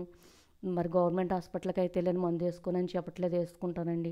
అయితే మరి తమ్ముడు వాళ్ళకి ఇష్టం లేకపోతే 25 సెంట్లు అమ్ముకోమంటే 25 సెంట్లు అమ్ముకుంటే నాకు సరిపోదు, ఇంటికి అయిపోతాయి, మరి ఇంకో ఉన్నది పంటతో నేను బ్రతకలేను, నాకేమీ పెన్షన్ అయి రావట్లేదు అని పట్టట్టినప్పుడు మరి అదే మనసులో పెట్టుకున్నారు. ఏం పెట్టుకున్నారో, నాకు సేవ అంటే ఇష్టమని తెలిసి మరి 3 కుటుంబాలు వాళ్ళ మరి సండే స్కూలు సంఘము కూడా ఆగిపోవడం జరిగింది. వేరే ఊరు వెళ్ళిపోతున్నారు నా మీద పట్టుబట్టి. అయినా సరే నేను ఆ పొలం అమ్మి ఇల్లు పాడైపోయింది, ఫుడ్ పాయిజన్ అయిపోయినా సరే మరి వచ్చి కొంత టీ పెట్టించిన వాళ్ళు కానీ ఏమైనా ఇచ్చిన వాళ్ళు కానీ లేరు. మరి సిలిండర్లు వేసి ఫుడ్ పాయిజన్ అయిపోయి ఆ కరోనా టైంలో చాలా బాధపడ్డాను, అలాంటి బాధలు అనిపించాను. ఆ కరోనా టైంలో కూరగాయలు ఇస్తుంటే దేవుడు ఈ సమయం నా కోసమే పంపించారేమో అనిపించేది. ఎప్పుడు ఈ ఆలోచన వల్ల బీపీ ఎక్కువైపోతూ ఉండేది. బీపీ ఎక్కువైపోతుంటే ఆలోచిస్తూ ఆ అన్నం తినేసేదాన్ని, ఉత్తి సప్పుడన్నం, మజ్జిగ అన్నం. అలాగా శరీరంలో బలహీనత అంటే ఏయో రోగాలు కాదు, నీరసము పట్టేసుకుంది. ఉపాసాలు చేసి ఇలా సరైన తిండి సౌకర్యం లేక నాకు బలహీనరాలను అయిపోయాను. అయితే ఆ పొలం అమ్ముకున్నాను. పొలం అమ్ముకుంటే దేవుడు మరి అది దారిలేని పొలం, చాలా కఠినతనం నా తమ్ముళ్ళు. అలాంటిది దేవుడు మరి ఎప్పుడు వాళ్ళ బోరికాడ ఉండిపోవాలని ఆపు జీవితాలు పాడైపోయినా, బిడ్డలు ఇదైపోయినా అలా ఉంచిన పొలం మీద నాకు చాలా కోపం ఉండేది. ఏమైనా సరే అవసరం ఉన్నా లేకపోతే ముందు పొలం అమ్మేయాలనుకునేదాన్ని. ఈ పొలమే నా జీవితం నాశనం చేస్తుంది అనిపించేది. మీరు ఏమైనా డబ్బు ఇచ్చి చేస్తుంటే అది వాళ్ళు ఖర్చు పెట్టేసుకున్నా సూదురో చూడకపోదురు, ఈ నింద నాకు లేకపోని అనిపించేది. చాలా బాధపడేదాన్ని. ఎప్పుడు కూడా ఎవరిని కూడా మా ఆయనగారిని తిట్టినిచ్చేదాన్ని కదా ఒంట్లో బాగోదని. ఆయన చనిపోయారు అన్న రోజున వెళ్తాక నాకు ఎవరు నాతో వచ్చేవాళ్ళు లేరు, ఒక్కదాన్ని వెళ్ళినా లోకుగా ఉంటుందని ఇంకా ముందైతే వెళ్ళి చూసి ప్రార్థన చేసి వచ్చాను. మరి నేను వచ్చిన తర్వాత ఆయన నవంబరు 29వ తారీఖున కాలం చేస్తారు. ఆయన ఇంకా కొడుకు పెట్టేసుకుని ఇక్కడ 8 రోజులకి మేము ఇలా ముగించుకున్నాము. మరి మందిర విషయంలో కూడా ఎన్నో సమస్యలు వచ్చినాయి. ఒకళ్ళకి ఇచ్చేసిన తర్వాత గొడవలు వచ్చినాయి. ఆ దేవుడు అవన్నీ సరిచేస్తారు. ప్రభు చిత్తం అండి. జనం ఉంటే సేవ అయ్యి, జనం లేకపోతే సేవ అనుకోను. నేను పొట్టకూడు కోసం చేయట్లేదు. దేవుడు చెప్పారు, చేస్తున్నాను. అనేక రకాలుగా ఆయన నేను రాను అంటే పిలిచారు. ఉన్న ఊళ్ళో ఘనత ఉండదు అన్నా సరే ఆయన పిలుచుకున్నారు నన్ను. స్వదేశంలోనూ ఇంట్లోనూ ప్రవక్త ఘనత పొందుడు అన్నారు ఆయన అని చెప్పి నేను పాస్టర్ని ఏంటంటే దేవుడు పిలుచుకున్నారు. 2013 వరకు నేను వస్తువులు అవి వేసుకునేదాన్ని. 2013లో ఆయన మరి వాక్యాల ద్వారా మరి చక్కగా వాక్యం జ్ఞానిస్తుంటే నాతో మాట్లాడారు, సేవకు పిలుస్తారు. అప్పుడు నేను సంపూర్ణ సమర్పణ, సేవకు కూడా సంపూర్ణ సమర్పణే. ఇబ్బందులు ఎదురైనా సరే నా బట్టలు కుట్టుకుంటే కూడా ఆయన మరి కుట్టుకోవద్దు, నీకు ఏం కాలో ఓ రోజున కల కింద వచ్చి అందులోను మరి ఆయనలా వచ్చి నువ్వు నీకేం కావాలో చూసుకుంటాను, నువ్వు పిన్నులు కుట్టే పని చేయకు అన్నారు. నేనేం పిన్నులు కుడుతున్నాను, సేవ అంటే వద్దంటారేమో అనుకున్నాను. మెలకు వచ్చింది. అప్పుడు గుర్తుకొచ్చింది, ఒక 500 రూపాయలు ఖర్చు అయ్యేలా ఉన్నాయి, బట్టలు నేనే కుట్టుకుంటానని కుట్టుకుంటుంటే ప్రభా అది కూడా వద్దన్నారా అని మరి ఇబ్బందులు అప్పుడంటే ఎదురైన తర్వాత ప్రభుని ఎప్పుడూ కూడా నన్ను ఏం కావాలని అడగలా. ఏమీ కూడా ప్రభా నాకేమి ఇచ్చిన అడుగు పండింది కాకులు తిన్నాయి అన్నట్టు అయిపోయిందే, వద్దు నాకేమి ఇచ్చినా పరలోకంలో ఇవ్వండి, ఈ లోకంలో వద్దు. అందరూ అన్నవారు మీరు స్థలం ఇచ్చారు చర్చికి, బిడ్డల పేరున మీకు దేవుడు ఎంతో ఫలితమిస్తారు అన్నారు. అనేటప్పటికి నేను ఒకటే చెప్పేదాన్ని, నాకు ఇక్కడ ఏమి ఇవ్వద్దు, నాకు ఆ పరలోకంలో ఇవ్వాలి అని. నేను ఇల్లు కట్టుకోవాలి, ఇల్లు పాడైనప్పుడు నాయనా నాకు డబ్బు ఎవరైనా సాయం చేయాలనో ఎవరైనా కట్టిపెట్టాలనుకుంటా, ఆ ఉన్న పొలం అమ్ముడవ్వాలి ప్రభు, దాని ద్వారానే. నా దగ్గరది లేనప్పుడు మిమ్మల్ని అడగాలి, అది ఎందుకు నైనా దాసి పెట్టుకోవడం అని ఆయన అడిగినప్పుడు ఆయన అద్భుతంగా కరోనా టైంలో మరి అప్పుడు వర్షాకాలం నేను చాలా ఏడ్చినప్పుడు ఆ దేవుడు స్పాట్ క్యాష్ ఇచ్చి కొనుక్కునే వాళ్ళని తీసుకొచ్చారు. అది అమ్ముడైంది, తక్కువ రేటు అన్నారు. అయినా సరే నాకు ఇబ్బంది అని అమ్మేయటం జరిగింది. కొంచెం ఇల్లు కట్టుకుని కొంచెం అలాగా మరి జాగ్రత్త పెట్టుకున్నా. ఇలాగ దేవుడు పెన్షన్ ఇప్పిస్తున్నారు. ఆయనకి ఇలా అయిన తర్వాత కదా పెన్షన్ వచ్చేది, నాకు ఒంటరి మహిళా పెన్షన్ దేవుడు ఇప్పిస్తున్నారు. మరి ఆయన కృపలో నడిపించుకుంటున్నారు. ఆయన మరి ప్రయాసపడి భారం వస్తున్న నన్ను ఆయన వద్దకు పిలిచి నా భారమంతా తొలగించి, నా సాక్ష్యం ఎంతో ఉంది, నేను క్లుప్తంగా నేను చెప్పడం జరుగుతుంది. నేను తల్లిదండ్రుల వల్ల, బంధువుల వల్ల, రక్త సంబంధుల వల్ల నేను చాలా నలిగిపోయాను. కానీ వాళ్ళ పౌలు గారు అన్నట్లుగా నాకు వాళ్ళందరినీ చూసినప్పుడు ఇప్పుడు అనిపించేది ఏంటంటే నేను సంపూర్ణంగా మారటం కోసమే. మనం ఎప్పుడు లోబడిపోతాం అప్పుడు శ్రమలు తీరిపోతాయి. ఎవరన్నా కష్టం వచ్చినప్పుడు అది ఇస్తాను ఇది ఇస్తానంటే నేను అంటాను, అది ఇస్తాను ఇది ఇస్తాను కాదు, నేను ఈ అబద్ధం మానేస్తాను, ఈ పొరపాట్లు మానేస్తాను, ఆ పొరపాట్లు మానేస్తానని మొక్కుకుంటే దేవుడు గమ్మని సాయం చేస్తారంటారు. నేను నిజంగా దేవుడిలో ఈరోజు ఎదగడానికి పౌలు గారు చెప్పినట్లుగా ఎఫెసీయులకు రాసిన పత్రికలో మనం పోరాడుతున్నది శరీరాలతో కాదు, మనకెవరు శత్రువు కాదు, ఒకే ఒక్కడు శత్రువు సాతాను, ఇంకెవరు శత్రువు కాదు. మనం శరీరంతో కాదు, వాయుమండల సంబంధమైన దురాత్మల సమూహంతో. అవి ఏం చేస్తాయంటే అనేకులను ఆవరించి ఒక అంటారు, పెద్దలు సామెత చెబుతారు కదా, గాచారం చాలా పోతే తాడు పామైపోయిందంటారు. అనేకులను ఆవరించి వాళ్ళ ద్వారా మనకు శ్రమలు కలిగిస్తూ ఉంటాయి. కాబట్టి మరి నేను ఇప్పుడు అదే అనుకుంటాను, మనకు సరైన చదువుకోవడం మన వాక్యం చదువుతుంటే ఒక మాట మాట్లాడారు ఆయన. ఏంటంటే గలతీ పత్రికలో ఒక మాట అన్నారు, అప్పుడు శరీరాన్ని బట్టిన పుట్టినవాడు ఆత్మను బట్టిన పుట్టినవాడు ఎలా హింస పెట్టినో ఇప్పుడు కూడా అలా జరుగుతుంది. అలాగే నమ్మిన వాళ్ళందరూ ఆత్మ సంబంధులని కాదు, దేవుని నమ్మిన వాళ్ళలో 2 రకాల వారు ఉంటారు. అబ్రహాముకి శరీర సంబంధమైన సంతానం ఉంది, ఆత్మ సంబంధమైన వాగ్దానాన్ని బట్టిన పుట్టిన సంతానం ఉంది. అలాగే క్రైస్తవుల్లో కూడా దేవుని కోసం వాగ్దాన ప్రకారం జీవించే వాళ్ళు ఉంటారు, శరీర సంబంధమైన కోరికల కోసం మరి నమ్ముకున్న వాళ్ళు ఉంటారు అని నేను గ్రహించుకోగలిగాను. నేను 3 సార్లు సంపూర్ణ రామాయణం చదివాను. రామకోటి రాశాను, భద్రాచలం వెళ్ళాము, పెత్తరపు వెళ్ళాము. మరి చాలా యాత్రలు తిరిగేదాన్ని. నీకు బట్టలు కావాలా, పెత్తరపు వెళ్తాం కావాలా అని పెద్దమ్మగారు అడిగినప్పుడు నాకు బట్టలు వద్దు, పెత్తరపుతే కావాలని నేను అంత చాలా ఇష్టంగా ఉండేదాన్ని. 10 సంవత్సరాల వయసులో సూర్యమంత్రం తీసుకున్నాను. సూర్యమంత్రం తీసుకోకూడదు, ఆడపిల్ల తీసుకోకూడదు, పెళ్ళిగాని వాళ్ళు తీసుకోకూడదు, కుంతి తీసుకోవడం వల్ల మరి ఆ సూర్యుడు వచ్చి ఆమె కన్నత్వాన్ని పోగొట్టారని చెప్పేవారు పెద్దవాళ్ళు. చెబితే నేను పేసి పెట్టి ఏడిస్తే సచ్చిదానంద యోగేశ్వర్లని చిలకలపూడి నుంచి వచ్చారు ఆయన. ఆ గురువుగారు అన్నారు పిల్ల ఎంతో శ్రద్ధగా ఉంటుందని. 10 ఏళ్ల వయసులో ఉన్నప్పుడే సూర్యమంత్రం నాకు ఇచ్చారు. నేను ఆ సూర్యమంత్రాన్ని జపించేదాన్ని. అలాగే పిఠాపురం మంత్రాన్ని చేసుకునేదాన్ని. నేను గాయత్రి పూజ విషయంలో మాత్రం చాలా నిష్ఠగా చేసేదాన్ని. అందువల్లే చేతపడ చేస్తుంది అన్న పేరు వచ్చింది. నేను రామకోటి రాశాను. కార్తీక మాసం అంతా చేసేదాన్ని. శివపురాణం విన్నాను. హరిదాసులు వస్తే హరిదాసుల దగ్గర కూడా నేను అన్నీ తెలుసుకునేదాన్ని. ఈ మంత్రపుష్పాలు ఇవన్నీ కూడా వచ్చు. ఈ బ్రహ్మమురారి మరార్చిత లింగం అనే ఈ లింగాష్టకం పాట అన్నీ కూడా వచ్చు. నేను పాడుకునేదాన్ని కంటతగాను. మరి మా బాధల్లో ఎన్నోసార్లు ఇంకా ఎక్కువ చేస్తే అవన్నీ మమ్మల్ని కాపాడతాయని మేము అనుకునేవాళ్ళం. ఆయన నిజమైన దేవుళ్ళు దేవతలు కాదని తెలుసుకోవటం వల్లే నేను ఈరోజు ప్రభుని నమ్ముకోవటం జరిగింది. మొదట్లో నేను అవగాహన లేకుండా నేను మొక్కుబడి చేసుకున్న తర్వాత మందిరానికి వెళ్తూ నేను తెలుసుకుని అవన్నీ అబద్ధాలని నిజమైన దేవుళ్ళు కాదని తెలుసుకున్నాను. ఇప్పుడు కూడా నేను ప్రతిదీ వింటాను. అందులో సత్యమెంత ఉందో గ్రహించుకుంటూ ఉంటాను. నేను మరి విష్ణు పురాణం శివపురాణం ఇవన్నీ కూడా వినేదాన్ని. హరిదాసులను అడిగి తెలుసుకునేదాన్ని. వాళ్ళు మళ్ళీ నాకు చెబుతూ ఉండేవారు. నేను ఎంతో నిష్ఠగా ఒక బ్రాహ్మలతో సమానంగా నేను సాగిపోతూ ఉండేదాన్ని. ఏవి కూడా మమ్మల్ని కాపాడలేదు. మా అమ్మగారు చేసేవారు. మా తమ్ముడు మాలేసుకుంటే అందరికన్నా నిష్ఠగా మా తమ్ముడు చేసేవారు. వాళ్ళందరినీ కూడా దేవుడు తన కృపలో ప్రథమ ఫలం నాది అన్నట్లుగా ఇంట్లో పెద్ద కుమార్తెనైనా నన్ను పిలుచుకున్న ఆయన వాళ్ళని కూడా పిలుచుకున్నారు. సుప్రభుని నమ్ముకున్న తర్వాత నేను వారాలు వెళ్తున్నప్పుడు ఏమనివ్వరంటే ఇక్కడ ఉన్న వాళ్ళందరూ కూడా స్వస్థ ఆరాధనకి వెళ్తుంటే చాలకెళ్ళి వాళ్ళందరూ మంచోళ్ళు కాదు, వాళ్ళందరూ వ్యభిచారులు మంచిగా ఉండరు, అందుకోసమే వెళ్తారు అక్కడ వాళ్ళని చెప్పేవారు. చెబుతుంటే అప్పుడు నేను దేవుణ్ణి ఎరగకముందు విన్నాను కాబట్టి నేను సాలకెళ్ళేటప్పుడు మా అమ్మగారు నేను సాలకెళ్తున్నానంటే మా నాన్నగారు నాకు డబ్బులు ఇవ్వరు. వాళ్ళు ఎవరూ నమ్ముకోలేదు కాబట్టి మిషన్ కుట్టిన డబ్బులతో నేను చర్చికి వెళ్తున్నాను.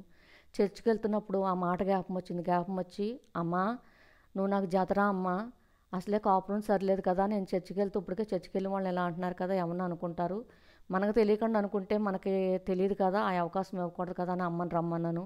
ఆ అమ్మ నమ్ముకోలేదు. అమ్మ అన్నారు నా దగ్గర డబ్బులు లేవన్నారు. అమ్మ నేను పెట్టుకుంటాను రా అమ్మ అన్నాను. ఒక 4 వారాలు అయ్యాక నాకు మిషన్ కుట్టుకుంటా మా అత్తయ్య గారు లేవన్నా సరుకులు అవి కొనుక్కుంటా నాకు ఆ చర్చికి వెళ్ళేటప్పుడు పెట్టడానికి ఇబ్బంది అయ్యి అమ్మ ఏమనుకుంటే అనుకొని ఇంక నేను పెట్టలేను ఆగిపోన్నాను. ఎలాగ 4 వారాలు వచ్చాను కదా అని అమ్మ మరి మా చెల్లి వివాహం గురించి ఇంకొక 3 వారాలు వస్తానని వచ్చారు. అలా వస్తున్న ఆవిడ దేవుడు ఆవిడని పట్టుకున్నారు.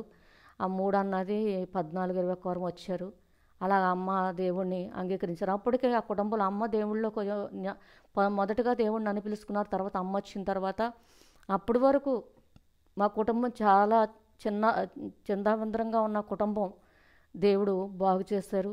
మా చెల్లెళ్ళకి మరి వివాహాలు చేయడానికి, మా తమ్ముళ్ళు వివాహాలు అవ్వడానికి మరి అమ్మ నమ్ముకున్నాక తమ్ముడాళ్ళు కూడా ప్రార్థన చేసుకుని వారు వచ్చేవారు కాదు, కానీ తమ్ముడాళ్ళు కూడా అంగీకరించునేమో. కానీ చిన్నబాబు పోయినప్పుడు మా సాతాను మళ్ళీ కొంచెం వెనకలాగింది. మరి యేసుప్రభుని నమ్ముకున్నాక అన్ని విధాల మమ్మల్ని దీవించారు, ఆశీర్వదించారు. మేము పూజలు చేస్తున్న టైంలో మరి ఆ చేయి చేసి అడుక్కునే పరిస్థితి కూడా తీసుకొచ్చారు. ఆ మాటకు మేము అనుకునేవాళ్ళం, అయ్యో మేము పిల్లలు అక్కడొక్కడ అడుక్కో అని తిట్టుకుంటున్నాం కదా, అందువల్ల ఇలా జరిగిందేమో అనిపించేది. ఎంతో అట్టడుగు స్థితికి వెళ్ళిపోయిన మమ్మల్ని ఈరోజు మా తమ్ముడు కుటుంబాలు, మరదళ్ళు నమ్ముకుని, తమ్ముడు నమ్ముకుని, చెల్లాలు నమ్ముకుని అందరి కుటుంబాలు చాలా బాగున్నాయి. అందరూ ఒక మంచి స్థితిలో దేవుడు తీసుకొచ్చారు. అలాంటి దేవునికి మరి ఎలాది వందనాలు స్తోత్రములు చెల్లించుకుంటున్నాను. దేవునికి మహిమ కలుగును గాక. ఆమేన్.